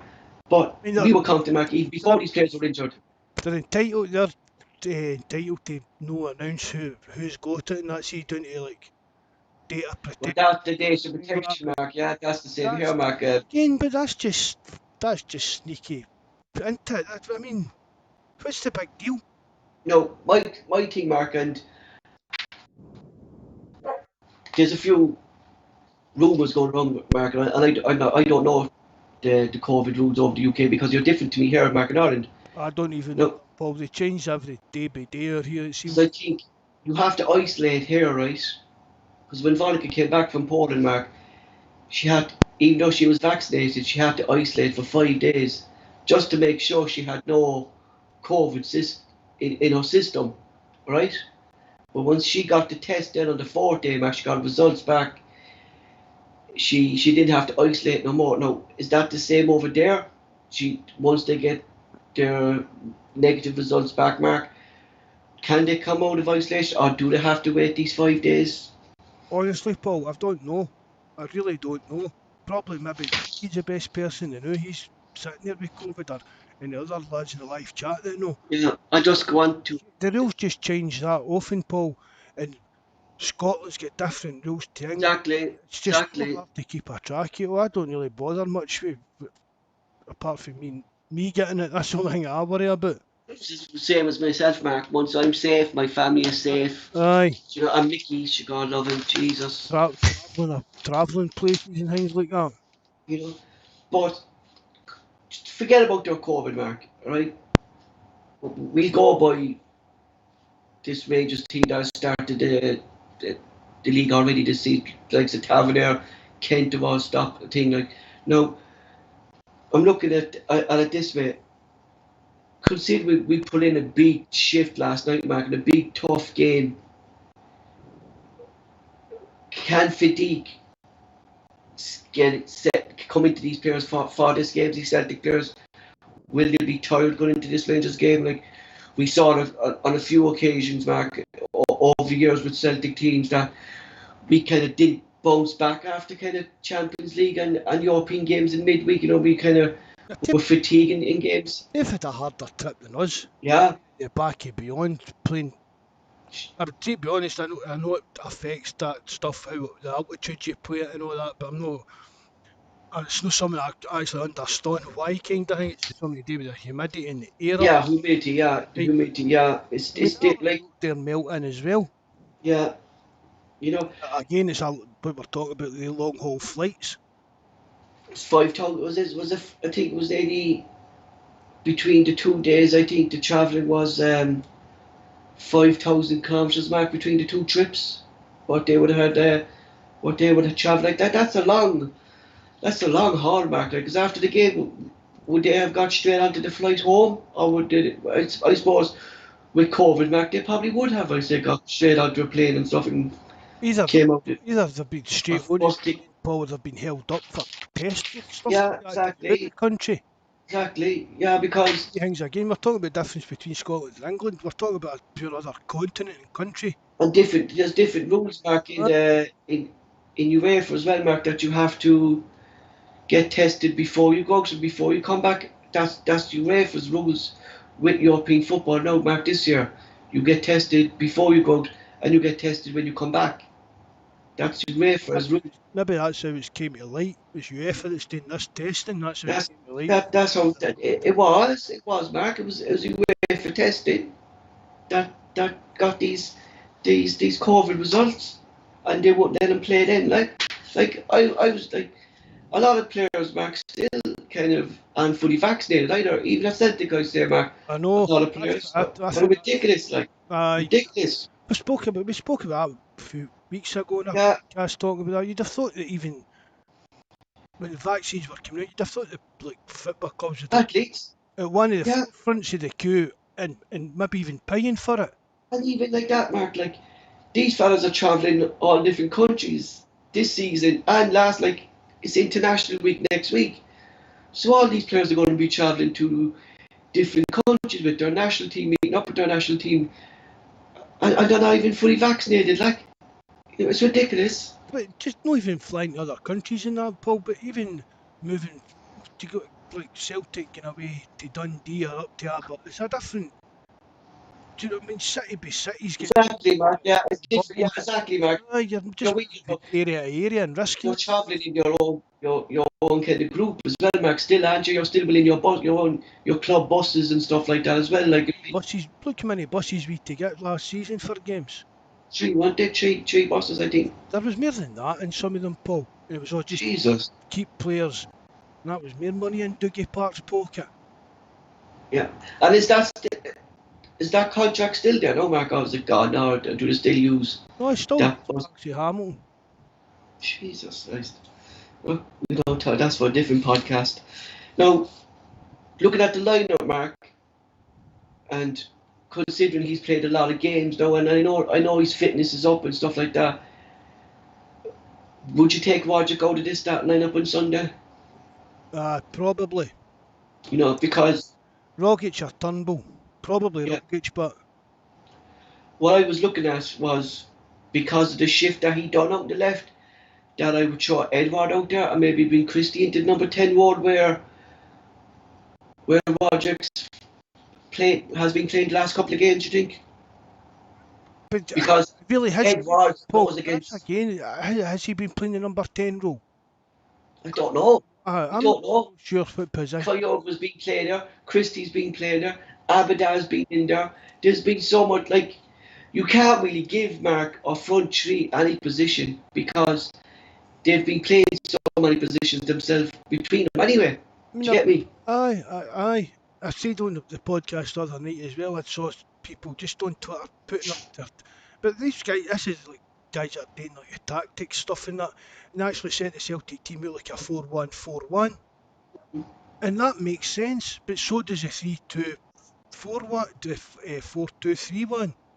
Do you get what I mean? But you can see where the 4-1-4-1 would fit in with the actual players that we're picking.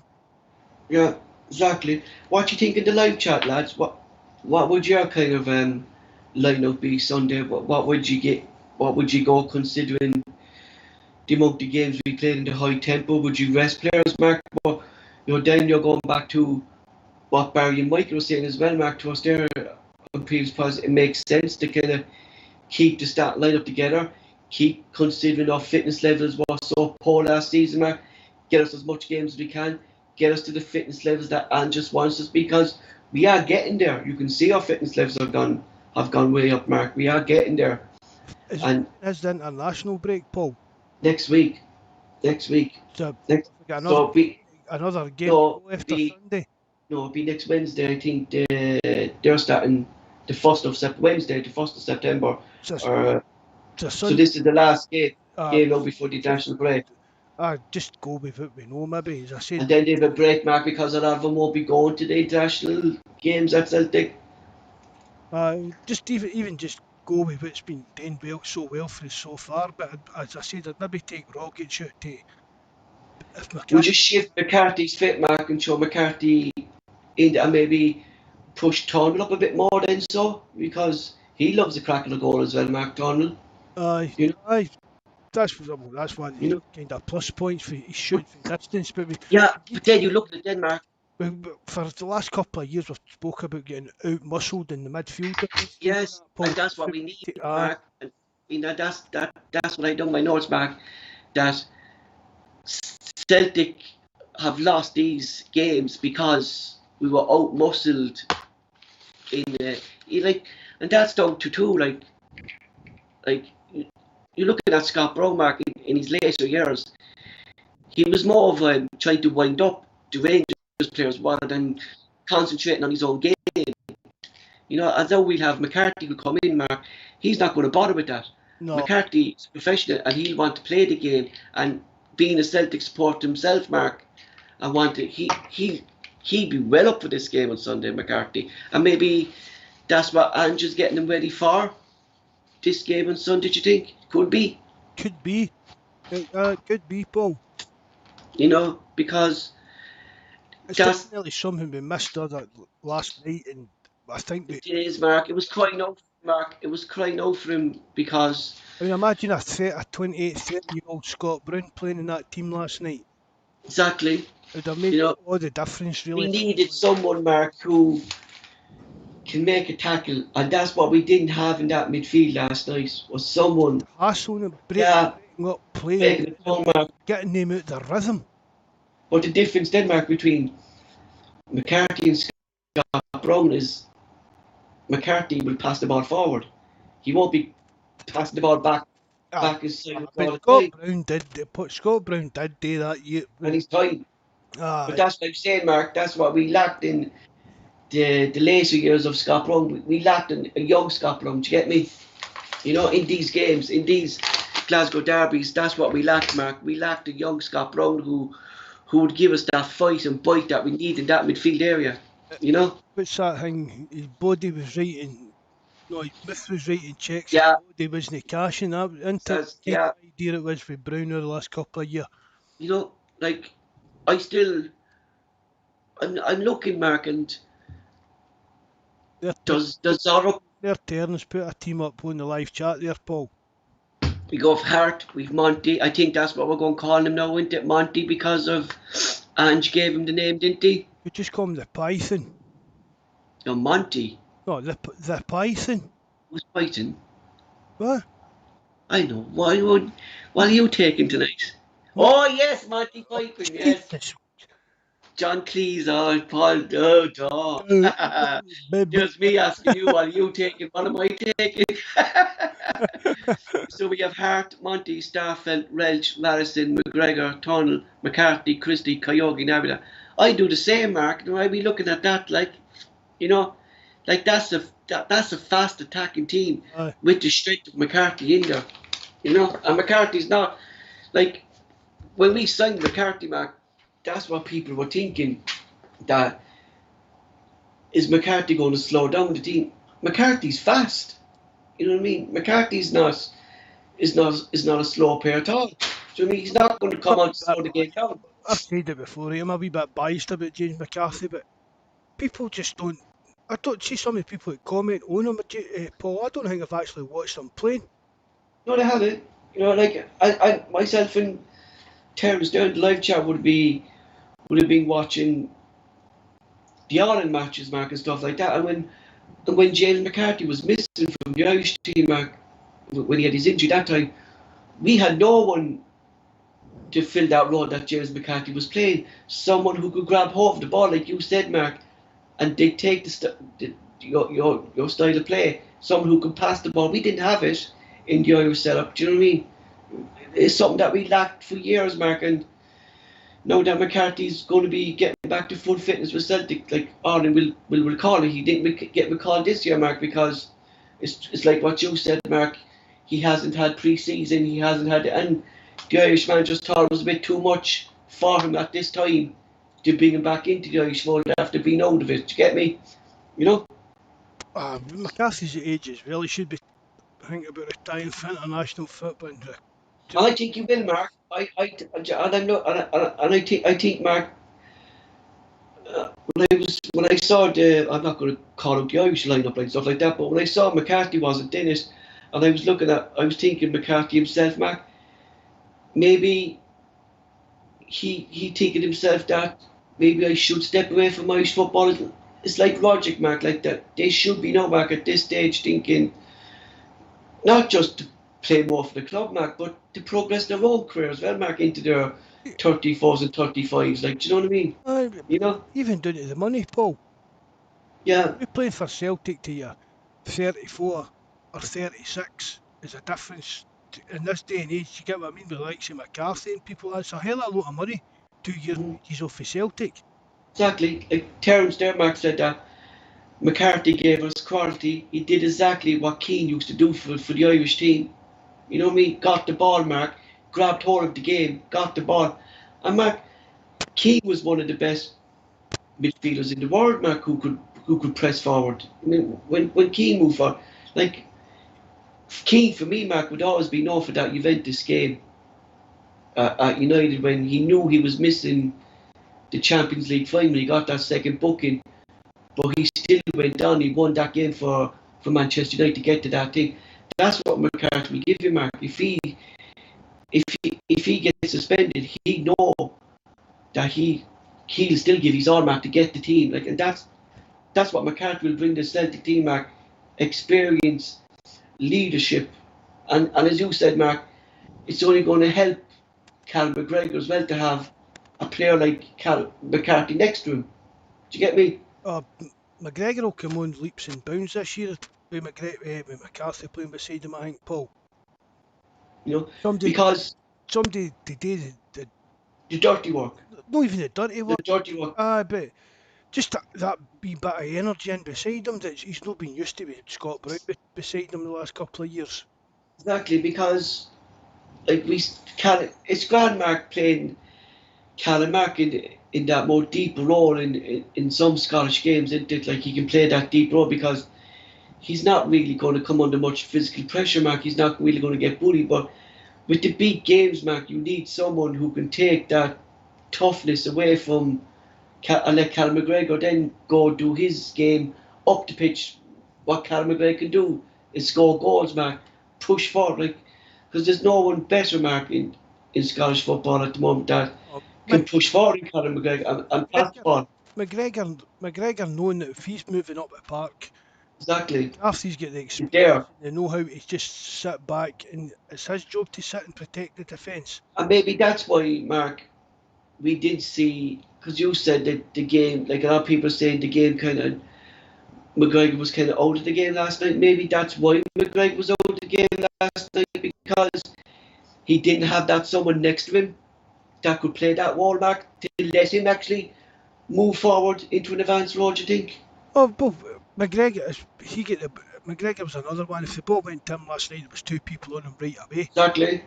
So Exactly. if McCarthy's got the ball, there's at least one of the people that's on Game was free. gone to Mc. Yeah, You know what I mean? They're gone to exactly. McCarthy. Yeah, exactly. Exactly. Even That's it, like Paul. I've said it. Right. See when he went to Wigan and that, and he was ready to move to Everton. I used to harp on the Man United site and that, and say to him, they were trying to sign him, sure. Man United, they were sniffing about him and that. But I said, Man United need to sign James McCarthy. And see if he had went to a bigger team, he would have been a better player. Definitely. I mean, there's no doubt Definitely. about it. I mean, Davy He Moyes, was too big for everything at the time, Mark, wasn't he? aye, but it was Davy Moyes. It was the way I mean, if Davy Moyes sold it to him, tell him what he wanted him to do. It was part of his plans. This is, do you get what I mean? Davy Yeah, Moyes sold that move to him. Tried to take him to West Ham. Was he going to be a first choice? Davy Moyes couldn't guarantee that. So it did turn down West Ham to come to Celtic. exactly. Do you know what I You mean? know, Which is mere to do for me is mere to do with playing time and that. playing, Mark, that's what he wanted, Mark. Aye, He wanted to play. Like, I mean this carry on about McCarthy's not coming up here, Mark, and sitting the bench. no, He's no, was no, he's not. he's injury prone and that. Somebody on the forum says McCarthy will be a bit part player if he's fit. Somebody put that up on the forum yesterday. You know, what is this? We've spoken about this so many And times. I saw it like, oh, McCarthy's coming up here because he's at the end of his career. McCarthy's only 30.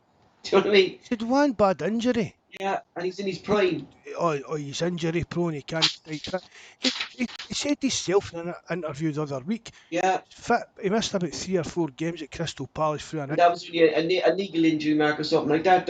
And it was just a precaution. Yeah, but he was fit for the rest of the time. For one reason or another, he just wasn't getting picked. So this thing that McCarthy's injury prone, and I've even seen people bringing it up now because he's not played many games for us and things like that. But again, he'd no pre-season training or nothing, Paul. He's and we saw that, Mark, last season. he's coming up here trying to get like learn for Ange the way Ange wants him to play. He's still getting his fitness up to scratch and things like that. I mean, this honestly, James McCarthy will be one of the contenders for Player of the Year in Scotland come the end of the season. I've no doubt about that. And actually, think just going back to what you said there about James McCarthy not having a proper pre-season behind him. You could say that too about James Forrest not having a proper pre-season. Like, do you think that is that? Do you think maybe that's why he's picking up these small injuries actually so early in the season now that he's actually still not match fit at the moment, James McCarthy? Or not James McCarthy, Forrest, sorry, James Forrest. Well, again, Forrest coming back for an injury, and he's not looked. I think he's out Sunday anyway. I think Mark, isn't he, Forrest? You But know. but I mean, even do you know, think Forrest is looking a bit kind of slimmer than that as well. Yeah, the whole team is Mark. Aye, so And, I mean, it's like I read and something. this what did Roy Keane say, Mark? Yeah, fitness Yeah, matrix. I've seen that. That seems to be a kind of buzzword. And it was somebody, but they were actually talking about Karamoko Dembele, and they were saying even when he does get fit, he'll still need to. These players still need to meet these levels that Ange is setting. We see like yeah. with Gordon Stratton, Gavin Stratton, and the sports science stuff and that. These players have got to apparently make it out. They've got to, although they can turn around and say, "Oh, I'm fit, I'm ready to play, boss," and that. If the actual data isn't showing up that way, it's not going to happen. Mm-hmm. So, and Was it thing? that's a Yeah, good thing. back there as well. Um, I know it was different times and stuff like that, but Roy Keane said this, that the more he lost weight, the more injuries he was actually picking up. When he started losing a bit of his body mass, he started picking up kind of more injuries within himself. Did you see that there with Keane? Was that him, Gary Neville thing? Yeah. He said he was picking up kind of more injuries as he lost more weight. Like, so maybe at the moment that's why maybe Forest and stuff like that, because they're losing so much weight, Mark, and they're getting fitter and fitter, that the body's only kind of adjusting to their new eating habits or their new fitness regime, and that's why they're picking up these small injuries, I think. You know, It might be. I mean, I you don't know. think it's a major. I don't think it's a major injury concern with Forest. No, it's not. It's just a lice. It's just, Lice. Yeah, but that's down to. I said, when Ange first came in, we spoke about it. And we said, this kind of new intensity of the training and stuff like that. Don't be surprised if players do pick up wee injuries in training. And to be honest, Mark, there hasn't been, in fairness to him, like, there hasn't been that many injuries, really. Like, you know what I mean? Like, considering how bad we were with fitness levels, Mark, last season, I would have thought we would have might have maybe another one or two injuries due to that fitness, the high tempo fitness training that we're doing now, Mark. But in fairness, we haven't been, like, and that comes down to the players as well, like, kind of looking after themselves as well, Mark, doesn't it? Well, their conditioning and things Yeah. like that always comes into it. And that was a big part of the problem last year as well. Just players didn't. Well, some of their attitudes were stinking. Some of them didn't look fit. Some of them just again, it's just what we've said, Paul. It's just the levels again of the club seem to have went up a Up. couple of notches. Yeah. We, It really did, Mark. we can see what do you know what I mean? We can see what the plan is. You All know, the Celtic support can see what Ange is trying to do and the improvements in the team. And after such a short time, it's just going to get better. mhm. I just, like, we'll move on from the Rangers thing, Mark. We'll just have a general chat about the transfer window that's coming up there, and we'll just talk about that briefly. Um, what would your start lineup be, Mark? What would you go? Would you go similar to what Terence was going, Mark? That's what I'd be kind of looking at if McCarthy's fit. But if McCarthy's not fit, Mark, do you bring Logic in there, or do we shift around? Do we be like we saw before, Mark? Edward, it does slow down a bit of a pace when he came on. Like, we needed Edward last night to slow down the pace of the game, Mark. A certain, Yes, a certain. we needed that last Yeah, night. Yeah, we we don't needed that last night. we don't But need we that don't need that go. get go doing so. That's the risk then you're taking and putting Edward in there, Mark, isn't it? Apart from Terence's team, they're the only one. I mean, Turnbull. It's Turnbull and Christie that the two kind of. I'm not too sure about for Sunday. hmm hmm What would you do there? So, What? what would you do there, Mark? Well, if McCarthy was fit, I'd obviously put him in. I don't know. Play, It's amazing, Mark, like that. play Kyogo out in the left and Edward. Edward, Mm, because Edward, like, as much as you fucking you're pissed off for Mark because we don't know what his circumstances are at the moment. Like, you could see why he's put into big games then as well, because that, Edward is a big game player as well. that's that. We said that the other week. The one of the Yeah, European games, Paul. We've but got then our he best didn't chance turn up. to go. But now we're starting to see a kind of a different attitude towards Edward, Mark, when he seems to be celebrating with the team now. You know what I mean? Maybe he is getting the move he's getting, Mark, and that's why he's celebrating Maybe start him on Sunday then for his last You know, hurrah. yeah, because in my opinion, Mark, if he plays, he owes the Celtic fans a performance against Rangers, considering his penalty last season in the cup final, his attitude last season, like when he was playing against Rangers, these misses, Mark, that we expect him to score against them last season. He does owe us a performance against them, doesn't he? You know. Oh, there are a few players who owes a performance Yes, after what. exactly, and that's why they should be hyped up, Mark, going into this match Sunday. I mean, like they should be like the new players. Anyway, Mark will be hyped up themselves because it's the first Glasgow Derby, and they will obviously know by being at the club how much it means to the fans. So the new players anyway will be psyched up. But for the likes of Cal McGregor and Tom Rudgick and stuff with being last season, they should be really hyped up for this, and especially what you said, Mark, going by I mean, the new kind of hard team talk. Do you know what I mean? I'm saying I don't know whether I would drop Turnbull or Rogic, but I mean Rogic, we know what he can do at this like Scottish Premier League level, Paul. Exactly, Mark. He struggled And the other night against Alkmaar, as I said. There was and that's two get the why ball, there was two exactly, hands on him, but and it was too fast for him. seeing Scotland, he's a couple of Exactly, touches and he's away for the two. he's away, and I mean, and one thing this new fit bionic man Tom Rogic could be like what the difference exactly, in a game um, like this on Sunday. and it was gonna. Remember we said in the previous podcast before, Mark, about Tom Rodgick. He's another player, Mark, who loves a big game. Is Rodgick? I know he didn't show it now last season or a couple of seasons back, but if you go back to when Rodgick used to play, Mark, under Ronnie Dyla, he loved these games. He loved these games against Rangers. He used to score rockets against Rangers. And maybe now that we have a fit Tom Rodgick, Mark, that we will see him be the player that we used to see in these big games. Do you get me?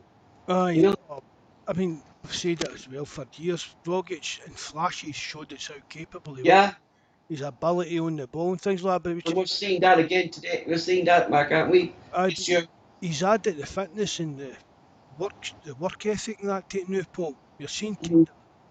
the end product. I said it the other day. We're seeing now the Tom Rogic that we should have been seeing for the last 3 or 4 years.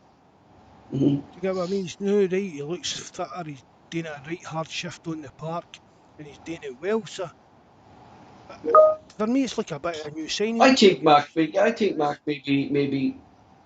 Maybe, Mark. We kind of have to start Rodgick because of his passing ability, like you said, Mark. That he will take two players away from in the Scottish game. He will be able to make that quick pass, and he as you said, like that. He'd open up the space, Mark. He can see the pass. Like he'd suit Kyogo with Kyogo's movement. Because really, Mark, if we do take Roderick out, who do we have then to open up that space? Do you get me? You know, Well, you've no one there, Mark, really, to really do that trickery or that passing that Roger can do. Can do we? no, not really. You No, know, what would you Turnbull. call it, Mark? Wizardry or something like that, Mark, or something like that. What? You know, like a wizard or something like that. Bit of magic in the pitch like that. Logic would give you. Something a bit special, Yeah, a bit just different. you But know, I think Turnbull's going to become that kind of player for us we move on and progress. Because Turnbull's his vision for passing and that is, yeah, it's next to none, Mark. uh, I mean, there's no one else there, Mark, and you can at see the club that has that. Yeah, Kyogo keeps making these runs for these through passes, and that's where Turnbull and Rogic will come into their own. Do you get what I mean? Finding these passing lanes yes, for the likes of Kyogo and Abada and that to run into. exactly. Two players, Mark, that seem to have clicked very well is Abada and Madison on that right wing, didn't they? They've really clicked together, didn't they? The two lads, Abada and Madison. Aye. I think Abada's a great signing. I know Mikey was raving about him even before we'd seen him playing and things like that, but for 19-year-old, I mean, last night again, Amazing, man. uh, Yeah. it was a struggle for him last night. There wasn't much, but he was still trying his best. Even getting back, Mark, and even helping lads. Yeah, exactly. Yeah, and he was getting, as you said, like, he was getting back, Mark. He was putting in the tackles. Now, for me, Mark, it's crucial that Celtic get the first goal and kind of turn the supporters against Rangers. They're quite in Ibrox, Mark. That's the main thing we have to do on Sunday is get the first goal, quieten them. Then Rangers will start to, because if Rangers score, Mark, they're going to go into defensive because that's what they do. They defend. But if we score, Mark, they're going to push up and they'll open up more space for us. I think it's key, Mark, that we definitely get the first. Sorry, excuse me. That we definitely get the first goal Sunday. And an early goal will actually set the tone of the game. But Paul, I wouldn't be surprised if we get an early goal. We seem to, every game we play, Yeah, kind of scoring the first 10 minutes or make it a really, really good chance in the first 10 minutes. yeah, exactly. Yeah, Yogo the other week, was it against Hearts or maybe St Mirren? I can't remember off the top of my head. But he could have scored after 2.5 it's minutes. 2.5 minutes. Yeah, you were saying that to me. Yeah, you were saying that to me.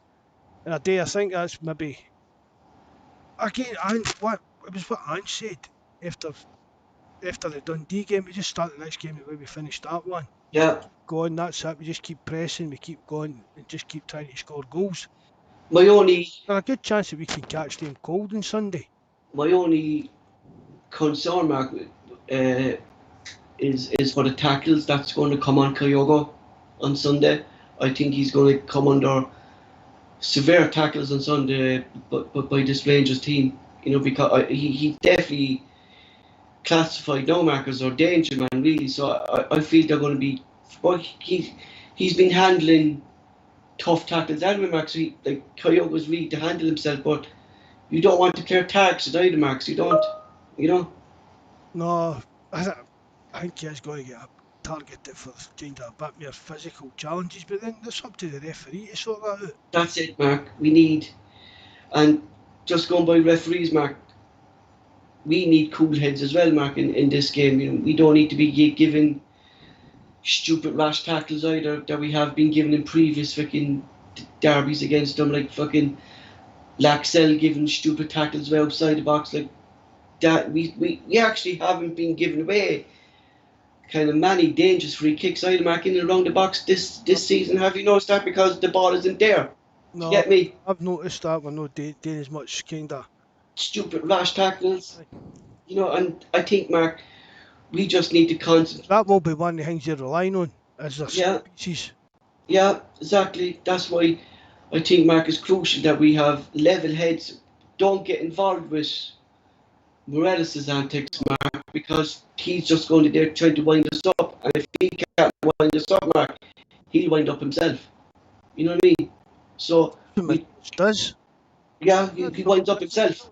If it doesn't get to his own way, it's him that loses the plot. Yeah, that's why I need that. That's what I'm saying, Mark. That we need to have cool heads, and that's going to come down to experience, like we said with Barry and Michael, the experience of Hart, the experience of Cal McGregor, James McCarthy's he's fit, Mark, to keep the players on the pitch level-headed, and just if we play our own game, Mark, we should win this game comfortable. Oh, I'd think so. If we get one goal in the first 15 minutes or so, the fans will end up on their back, and then it's just got to go downhill for them after that. Mm-hmm. Well, that's it, Mark, for the podcast tonight. But before we go, because it's coming up in 4 years' time, and we're going to touch on this on Tuesday. We'll have Jonas and we'll have Michael. Please God, if he's feeling a bit better. Mark, what are you expecting over the course of the next 4 days? It's going to be busy. There's going to be a lot of scrambling here and there. Like we're expecting players to leave, Mark, but we don't know who. But who would you like to leave, Mark? And firstly, we start with that. Like, who would you like to see go? Can we expect people? Because we do have a big squad now, Mark. When you come to think of it, like we do. And as I've said before, Paul, there's players that they shouldn't have been in the squad. You're Beaton, right? Yeah. I would like to see Beaton move on. I don't think he will. I think he'll be away I think Christie will be away. It looks like Griffiths is going to be away. I think that could be about it, Mark. I think Maybe maybe a goalkeeper, maybe some of young guys away out on loan kind of thing. loan, yeah. Bolingoli will maybe, hopefully he'll leave as well. What but get Barkas out on loan. I think there's going to be a keeper going on, Mark, because either if if Hazard doesn't go on loan, Mark, there was talks of him going to Dundee, I think at the time, but they kind of really quietened down. Like that's 4 keepers now, Mark. You have England on your first team. You know what I mean? I can't see Hazard isn't getting looking down in the coach team because we already have the two goalkeepers there, Mark, that are playing regularly. For me, it's going to be So one of the keepers has to go. For me, it's Barkas, Paul, Yeah. to try and get Barkas, even out on loan. Just even, Barkas could go away, I've said it before, Barkas... He could go, yeah, exactly. He could go away, Mark, and play better for... I honestly think that's what's going to happen to him. I've said it before. If we sell him this summer, just keep an eye on him for the next couple of years, and I bet he does end up back in the Greek squad and a good turn for somebody somewhere else. But even at that, out on loan, he might shine, and we get a good fee. Do you get what I mean? We might get more than what money back for him next year. A push kind of idea. I think even just for the financial side of things, Paul, I think Barkas would be best leaving. Perfect, Mark, because I think Barkas would be on more money as well, Mark. And why do you want a keeper sitting on the bench, Mark, that's actually going to be taking up a good wage fare? Do you know what I mean? And I think Bolingoli will be gone too, Mark, because he's not injured at the moment. He's fit and he hasn't been getting a look in, Mark. So there's definitely something there anyway that Bolingoli will be gone. Could be. I think, yes, he's gone, Mark. I think, yeah. And then, though, Mark, then if Griffiths is going away, does that actually free up a bit of a Yessie in the squad then, Mark? Maybe a certain amount of game time for Yessie coming off the bench or something, you know? With Lee Griffiths going, Mark, is he going to let Edward Griffiths and Yessie go? I don't think he is, you know? Well, if Jacko's coming in, that's one of them. And then that's only 2 then, really, don't it? Well, what's Griffiths and Ayeti offering, apart from just being a number on the bench, really? So you're going to sign... I don't think you're going to sign like Kevin Nisbet to come in and sit on the bench, but... I don't think... I could be on... this is my own opinion here now, Mark. I don't think we're going to be going for Nisbet. I don't think we're going to be going for Dine. I don't see it happening, Mark.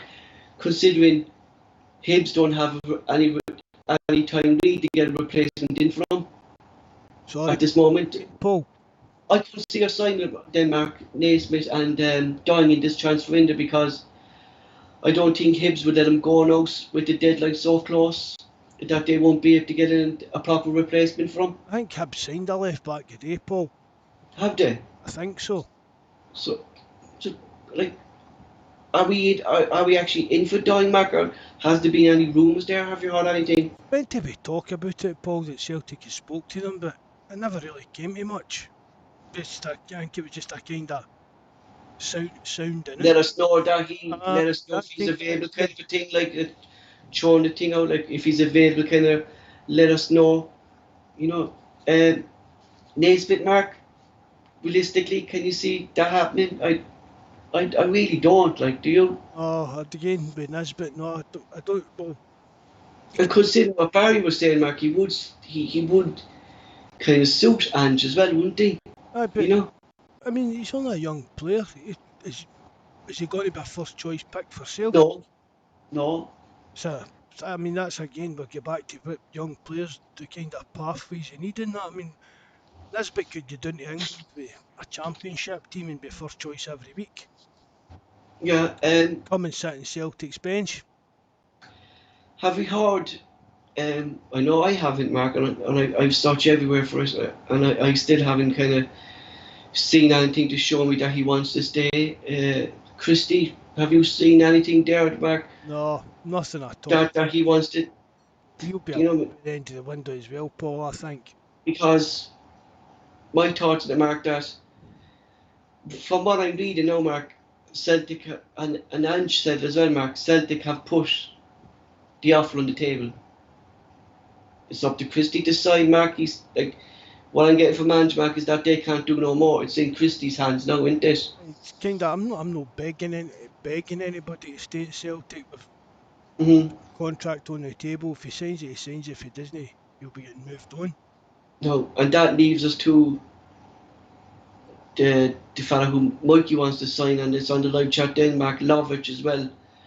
That's another one that I'm hoping they do it, but I don't see it kind of a thing, Mark. You know? I've tried to find out for two the day in, and he heard about that. But there doesn't seem to be any other kind of interest in him.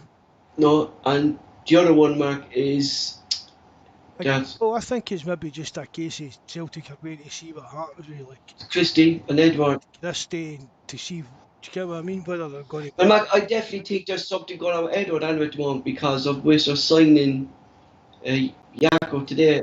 Yeah, Jacko. With us signing him today, Mark, there's definitely like, is that to cover Griffiths maybe leaving, or is it to cover like it's one of the two, Mark? It's either Griffiths is definitely gone anyway. That's my opinion, Mark. I think he fancies that move anyway himself. Even if he's not away, Paul, I don't see him having much future No, that's Celtic. under Ange with the way the team's playing and things like that. So I think Griffith I, himself will know that he's not but going. I'm going to hear, Mark, with Griffiths. Like Ange gave him his chance. He gave him the new contract, get his fitness levels up. Maybe like going away from his personal issues here, no, Mark. And I don't want to talk to his personal issues, right? Now, Ange maybe saw that Griffiths isn't going to get up to the level of fitness that Ange wants. And I think maybe Ange, outside personal marks, saw that himself as well, that Griffiths is going to be fit enough or be the player that Ange wants his strikers to be. Like the Kyogo Mark, that's not going to stop in the pitch and run around the pitch. Griffiths' fitness levels, Mark, aren't going to let him. Griffiths himself might want to do that, but his fitness levels aren't going to let him do it. No, You know? definitely, Paul. It's just And I think that's not his maybe Ange saw. career. Yeah, I think maybe Ange actually saw that. Mackie gave him the benefit of the doubt. Proved to me, get your fitness levels up and think, was there an injury, Mark? We don't know there was an injury, Mark, but I just couldn't see Griffiths, Mark, being fit enough now to be playing. And He was injured, Paul. Once again, he missed pre-season through his yes, fault. yes, Nobody else's fault, his own fault. and he's too many times now, Mark. We're saying, look, it's time for Griffiths to get his head down. We've all said, Grant, we'll go by Ange's judgment. If Ange says Griffiths can stay, we'll accept that. We'll give it. But then, Mark, it's like you said, Mark, Was it we Angie's don't choice? know. I don't think it was, Mark, because I think that deal was done by I think it was just a case. higher level. We didn't have any players, Mark. Basically, I think that was just a kind of. We're not just going to let Lee Griffiths get away for nothing. Yeah, and then, Mark, At you turned the tables, then, Mark, to that same decision was given to Radisson because he was only given that contract as well, Mark, because we had so little numbers at the time. But Radisson took this as his last chance, Mark, to play for Celtic, get his Celtic career back in track. And look what we have now in Radisson. Like, I mean, we signed a new right back, Mark, and we're saying now, Mark, that the new right back, Janovic, has some chance to shift Radisson out of that position. Do you know what I mean? well, There's a, well, that's the difference in, yes, he's grabbed his chance with both hands and yeah, but that's the difference, Mark, in someone who saw this as his last chance at Celtic and to show a new manager a clean slate. I'm going to do what the manager tells me. I'm going to take everything on board. I'm going to do what he says. And then you had the opposite then in Lee Griffiths. Do you know what I mean? aye. So I've done, Paul. Even when we signed Lee Griffiths, I went over it and over it on the forum. That I wasn't keen on his signing him. I knew he was going to cause us more problems, and that's sort of really his. I mean, he's had a couple of good seasons and things like that, but apart, I mean, he's caused so many problems at Celtic over the years. Exactly, Mark. And with so much of a good atmosphere at the club at the moment, and I said to you when the subs came on the St. Mirren game, Mark, he just went straight down to the tunnel. Didn't even applaud the team when they won. And that side of attitude, Mark, we don't want that in our club. Not because what we saw last night, Mark, the whole team together, and we don't want one player going down to Dublin. Me. Yeah, selfish. It's all banter and that, tying flags round poles and stuff like that. But it kind of became a kind of caricature of himself. Yeah, I mean, exactly. and the thing about it is, Paul, he was a really, really good player. And see, when he's an old man sitting, he'll have regrets otherwise. Without doubt, Mark, But because we have to, unless he's as stupid as people make him out to be, he must be even sitting there now thinking, oh, I could have just. look at the goals, Mark. He could have Uh, scored. Like he had a great manager in Ronnie Dyla, and he was brilliant for us under Ronnie Dyla. You have to give him that. We had another brilliant manager come in under Brendan Rodgers, who Griffiths actually could have learned more about fitness. He could have learned more about it. Brendan Rodgers wrote Griffiths off before even. Yeah, It's a, and that was Griffith. That was Griffiths at his prime. At his somebody prime. asked him about Lee Griffiths and he scored 40 odd goals last season, and Brendan Rodgers He said, just did 40 goals for me. aye, Yeah, as we said, Mark. Yeah, I remember that. I remember clearly. Like so, even Griffiths at his peak, Mark, wasn't even up to Rogers' fitness. You know, and Ange's fitness, Mark, is twice what Rogers' fitness was. Do you get me? Do you know what I mean? Like if he can't get fit back then, Mark, as you said, Mark, he's on the wrong side of his age now as well. Griffiths not going to get fit at all, Mark. And I think what you said at the start of the podcast, Mark, I think it's best for all parties now that Griffiths moved elsewhere. anywhere. You know. And just get, it's just, again, it's just going to cause more problems than it's worth, Paul. You know. It's best for everybody to just moves on.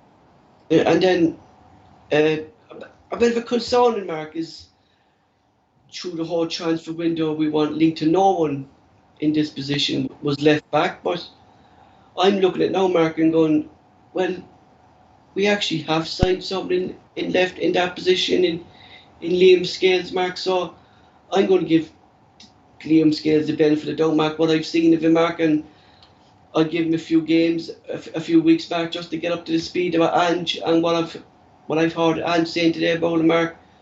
That he's a player I've looked at. He suits my style. He'll come a player for the future with my training. He'll come a great look.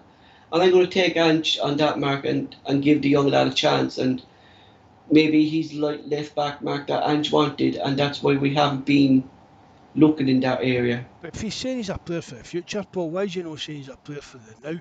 No, I mean, Still left I back no, for I the mean, now. to me, Ange put it, Mark, he'll be a Celtic player. To get me as he goes on, to get me, he come more and more established player. To get me for the future. Do you know what I mean? Yeah, like he's not a player. If he like the way he said it, like he'd be more established as the weeks go by, and he'd be an established future player. Like he'd be there, he'd be playing. But we're going to have to give the lad time, Mark. And as you said there, would I throw him in Sunday? No, not because of at the moment that there's no Celtic fans being left into Ibrox, Mark, and Secretarian champs being outrageous. He hasn't experienced anything like that, Mark. I wouldn't put him in there on Sunday into the deep end like we did. Apart from like that kind of side of things, Paul, is it up there to, No, to get what I mean? Is it I that do, Mark. level that you could throw him into a derby? Forget the crowd chants. I'm talking about the intensity of the game, the way the game's going to be played. Is up to that level yet? Well, you look at it this way, Mark, right? He's been playing in the Conference League against teams who would be not better than Rangers, but some of the teams he played against, Mark, would be similar to the likes of Aberdeen, Kilmarnock, and things like that. I wouldn't say Estonia, Mark, Talent in Estonia, like Shamrock Rovers lost last night to that they would be better than Rangers. But would it be the same level as Aberdeen, maybe? Kilmarnock? Yes. So if we were playing Aberdeen, Kilmarnock or Hamilton, Mark, I would throw them in there.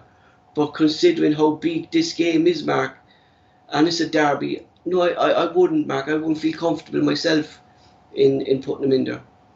You know, that would be, I think, Mark, the Rangers game is just a step above him at the moment to put him in there. Do you get me? No, You know? shite. Huh? But here's He's, shite as well. that's true too, yeah. But do you know, I mean, you're saying, oh, it's maybe the same level as that. But then, Mark, I mean, you're thinking then, Mark, how well we play then, right? And I show the opposite way then, right? Like the way we play and how fast Liam's scale is.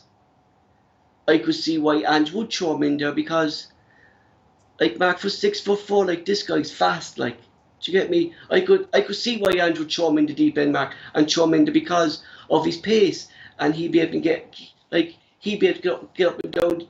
an unknown quantity. Yeah, like, you can't see Taylor, Mark, getting up the pitch and chasing Tavernier down the other side. You're not going to see that happening because Taylor won't get back. And then we're going to be wide open then because Starfelt be pushed out to cover Taylor. And that's going to leave space for Morelos then. But if he had Scales or maybe Montgomery there, they're going to get back and they're going to have the pace to do that. So he does fit Ange's system. And I could see why maybe if Ange did start him, I could see why Ange would start him slowly back because of his pace and because he can get in the box, Mark. And if he gets in the box and he gets the ball in his feet, Mark, and you saw he can score goals as well. A lot of people are thinking it's through his seeding that he's going to score goals, Paul. But as it's a lot No, of his feet. his feet, His feet. This fella, Mark, rarely scores goals with his head. Rarely. It's all his feet. You know, and for such a 6 foot guy, Mark, you're looking going, where's this ball control coming from? I mean, because the more you're higher, Mark, you're kind of more less fucking agile on your feet, like really agile with skill, like, you know what I mean? You know? it's a kind of rule of thumb, isn't it? Yeah. You know, so I could see why Ange would show him in there, Mark. You know, and if Ange started him, Mark, I could see why Ange is starting him if he chose him in there. But I think if Taylor's not fit, Mark, I think it's because he's been at the club a bit more longer and been working with Ange longer, and because he's been coming on for Taylor, I think Montgomery will start. And so I would like to see Montgomery start on Sunday instead of Taylor. Anyway, that's my own opinion. I'd agree with that. I would. You know, I think, Mark, that's the if Taylor's fit, Mark, and I think Rangers will identify the left hand side as the weak link. And it's that amazing that we're saying that, Mark, because at the start of the season we were more afraid about the right with Madison. Do you know what I mean? And how many people have spoken about it for the last few weeks, Paul, how well was Ralston stepping to the plate. And I'd actually no fears in going in with Abada and Ralston on the right, Mark. It's my main concern out of the whole team, Mark, is the left hand side. One, because like Christie gives his all, Mark, but we still really don't really. Christie still, Mark, is really a left sided player. Do you know what I mean? He's not really, Mark. No, a natural winger. No. And we still actually don't have a natural winger on the left. I know Abada could play there as well, Mark, but you're not going to take Abada out and break up this connection he has with Radisson, are you? You know? And then if you throw Kyogo out there, you're missing a bit of pace then in the centre that Kyogo gives it through the middle. You know, so we really need a left winger as well, Mark, don't we? You know? Just to balance. Balance it. That's what I tried to say, Mark. It gives it more balance in the team, Mark, that you've the right players in the right positions. I mean, it's all right saying so and so can go there and play in there and that, but that's you talking about squad players for me, Paul. Yeah. Players that can cover things. Exactly, Mark. Yeah, but they're not. They should be there week in, week out, and that's where, as things go on, Mark, that we got Angelo got get this chance window done, Mark, in. But the next chance window in January, Mark, we need to be identifying these areas that we need someone here at left back, probably we need someone here on the left wing.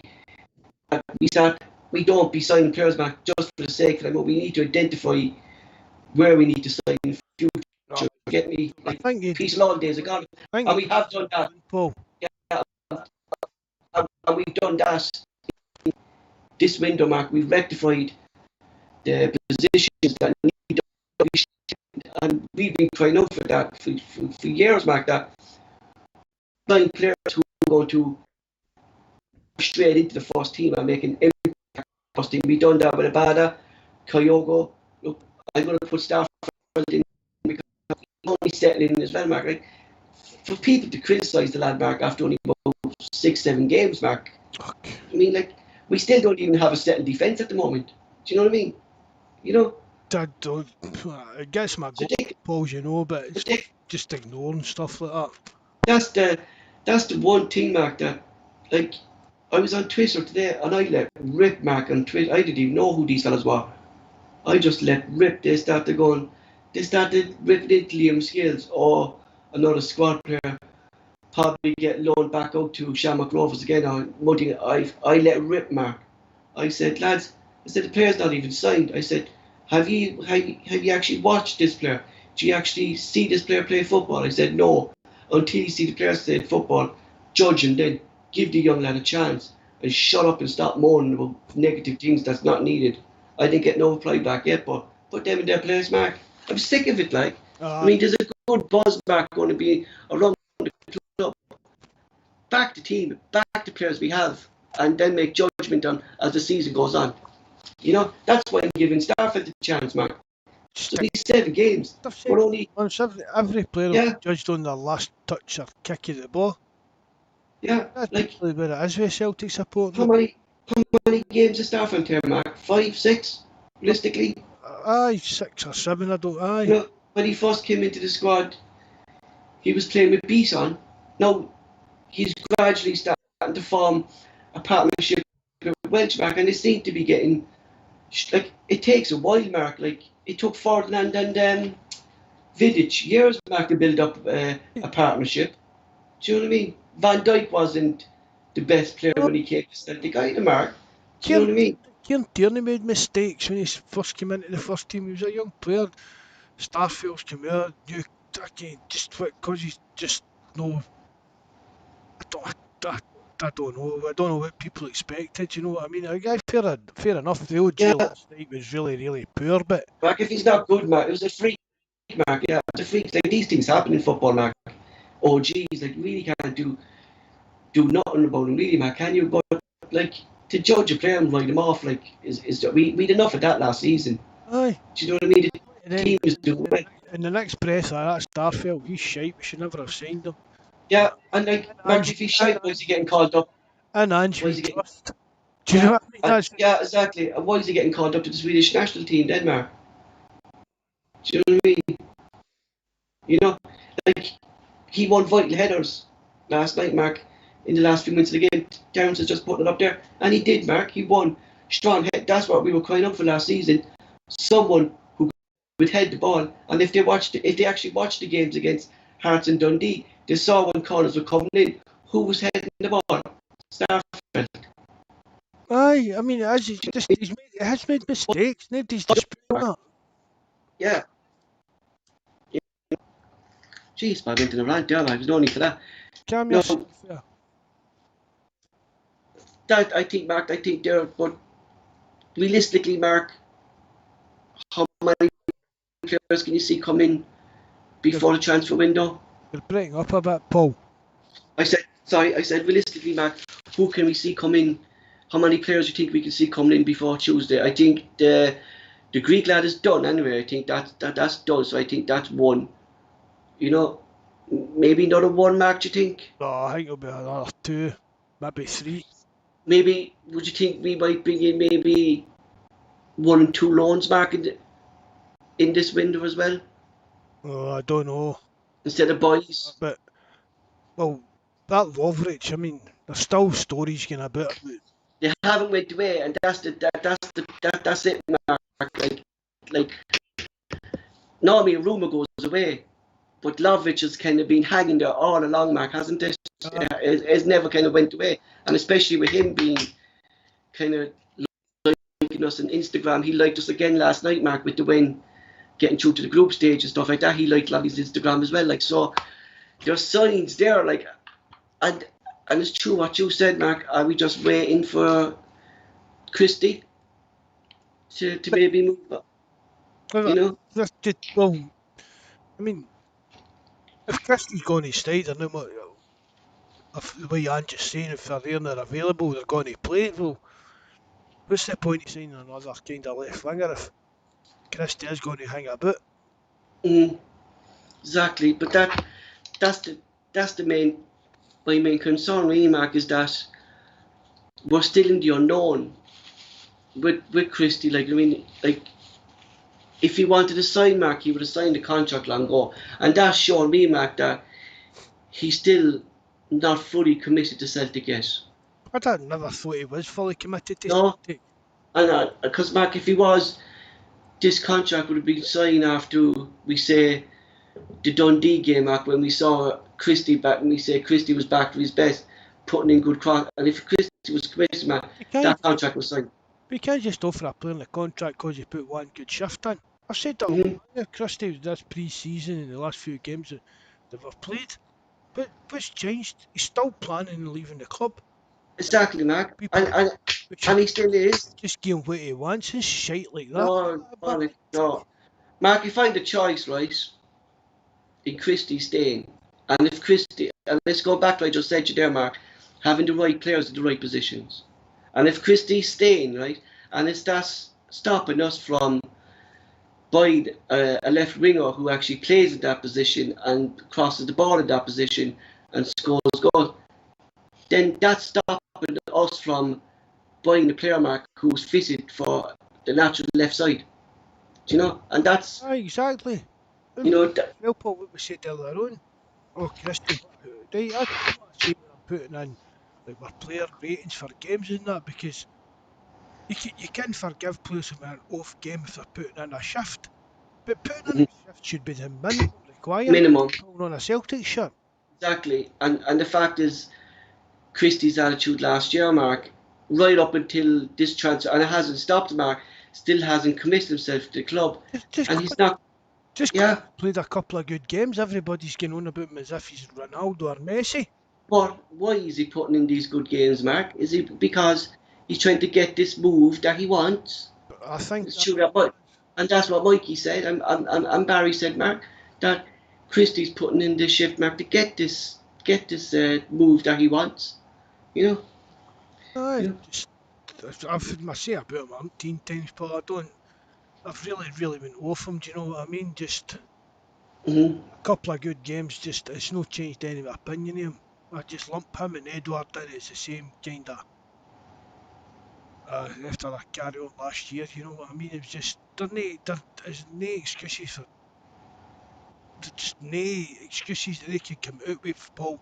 No. The performance that they were putting in.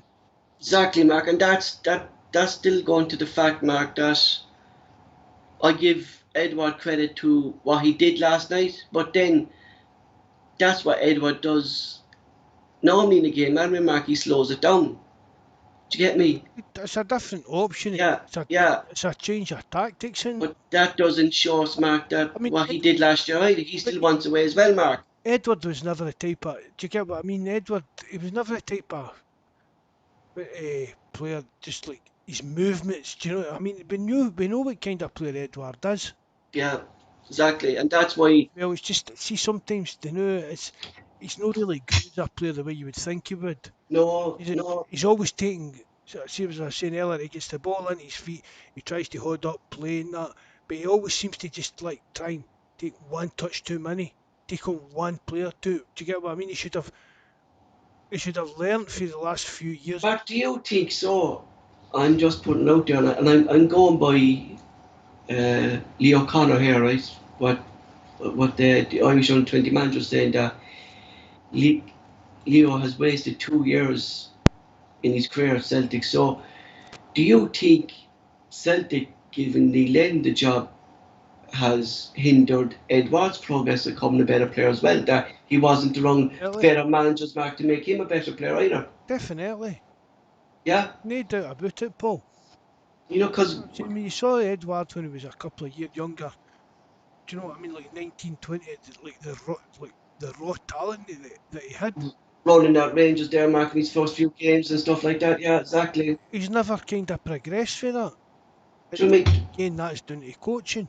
yeah, maybe Lennon was telling Mark, hold up this ball and slow down your game and stuff like that. Like, And Lennon was telling him anything. And sure, Lennon picked the go, team and expected the go players out in the park to sort it out. self. Yeah, To me, that's what it was. Lennon picked a team and just thought these players are the best players in Scotland, so they'll yeah, they'll sort out exactly. themselves on the pitch. And you really can't do that, man. I We're seeing the benefits now, Mark, in you can more so man management, look into Mark. look at any club, Paul, any successful club, and you can see that the managers are either like we're talking about like your top level kind of guys, or they're really good coaches. Mm-hmm. Mm-hmm. Do you know what I mean? Mm-hmm. Getting these players, they're working with them, doing, they're coaching them. There's a difference between training and coaching, Paul. Exactly. I mean, coaching, you're trying to get Coaching, Mark, your tactics, Mark, they know what they're doing, and it's yeah, even down to psychology and getting into people, players' heads and things like that, and getting the best out of them. Some players need a boot up the arse, some players need a wee cuddle, some players need yeah, exactly, yeah, different, yeah, part of it. And how to deal with different players, Mark, into yeah, yeah, definitely. and Celtic, it just there's to me there's no coaching whatsoever under Lennon. There's not a player that Celtic improved while Neil Lennon was there. None. Just with Mark, how backwards he actually brought us to where we were. Do you know what I mean? How backwards he actually went. And I hate going back to bad times, Mark, but by God, that he really did bring this club back, Mark. And they're going on about Peter Law, Mark, letting Rangers come close to Celtic financially. Rangers aren't close to Celtic financially. Rangers are close to Celtic because of the lack of investment in a manager and not having proper tactics on the field. That's how Rangers are close to us, Mark, is because of that reason. Because we didn't have a manager who knew how to outsmart an amateur fucking manager in Stephen Gerrard. It was, but Paul, really, it wasn't even down to just Steven Gerrard. It was McAllister. Yeah. Obviously. Mm. but That's you, man. but it was down to it was not even just down to Gerrard, it was down to other teams. 10 men behind the ball, we couldn't break them down. No, There was and that's no there was no initiative, there was no I, I don't is panache the right word? Do you get what I mean? exactly. Well, we said that, Mark. We'd But struggle against Lubo, Dundee, Mark. That's what we would have if they would put even Hearts, Mark, putting 11 men behind the ball, Mark, and we would have struggled to break them down last season. Like we would have won maybe 1-0 or 2-1, or drew one each. and we would have probably happy with that. But that's what it was, Paul. We were playing and we were going. We were sitting. Well, I'm saying we were going. I was going to say we were sitting at 1-0 up, but even at nothing each, we're sitting in Scott Brown and McGregor, and they're just passing the ball about them, 2 foot left, 2 foot Yeah, right, and it was getting his nowhere. nowhere, nowhere. There was We had more passes in our own half than we did aye, in the opposition half. there was no actual plan to the team, Paul. For me, No. Lennon just expected the players to go out there and prove that they were the best in Scotland without giving them any kind of game plan or any idea of what they to do or how who to target. They were talking about how, oh right, we'll target Greg. All the opposition teams would say, right, we'll target Greg Taylor. Their left back's a bit dodgy. Get in about him and he'll maybe struggle. There was no Mhm, kind of that planning for Lennon. He just expected Celtic because we've spent more money, we've signed all these players, will click eventually. We need kind of mhm. coaching or anything like that. That's what kept us back. Exactly, exactly. I think we'll call it there, Mark. 10 o'clock. That's it for tonight's show, lads. we'll be live again on Sunday for a match reaction.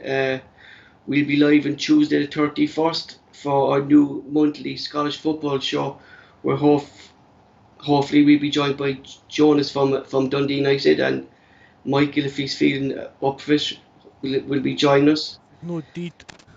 Yeah, we're going to have transfer updates, I think, throughout the show for transfer deadline day. For myself, thanks to you all for being on the live chat. Mark, we'll close the show. Right, thanks, Paul. Thanks, everybody that joined the live chat. Hope you enjoyed it. Paul rabbited on a fair bit there. Exactly. What was the count for that, Paul? What's that? I don't know. Exactly. But How many? How many was there? I've got 104. Why did you tap something or something? Is this? I've highlighted it in the chat. Every time you said exactly, I got a notification. All right, Right. that's not bad. I thought it'd be more. As I said, thanks very much, Paul, and everybody that joined the live chat. Hope you enjoyed that. Mikey, get well soon, mate. Hope you can come back on Sunday and join us. Remember, hit the like button, the subscribe button, and if you've got the technical ability, please leave a comment. Thanks very much, lads. Hail, hail, good night, and God bless. You off?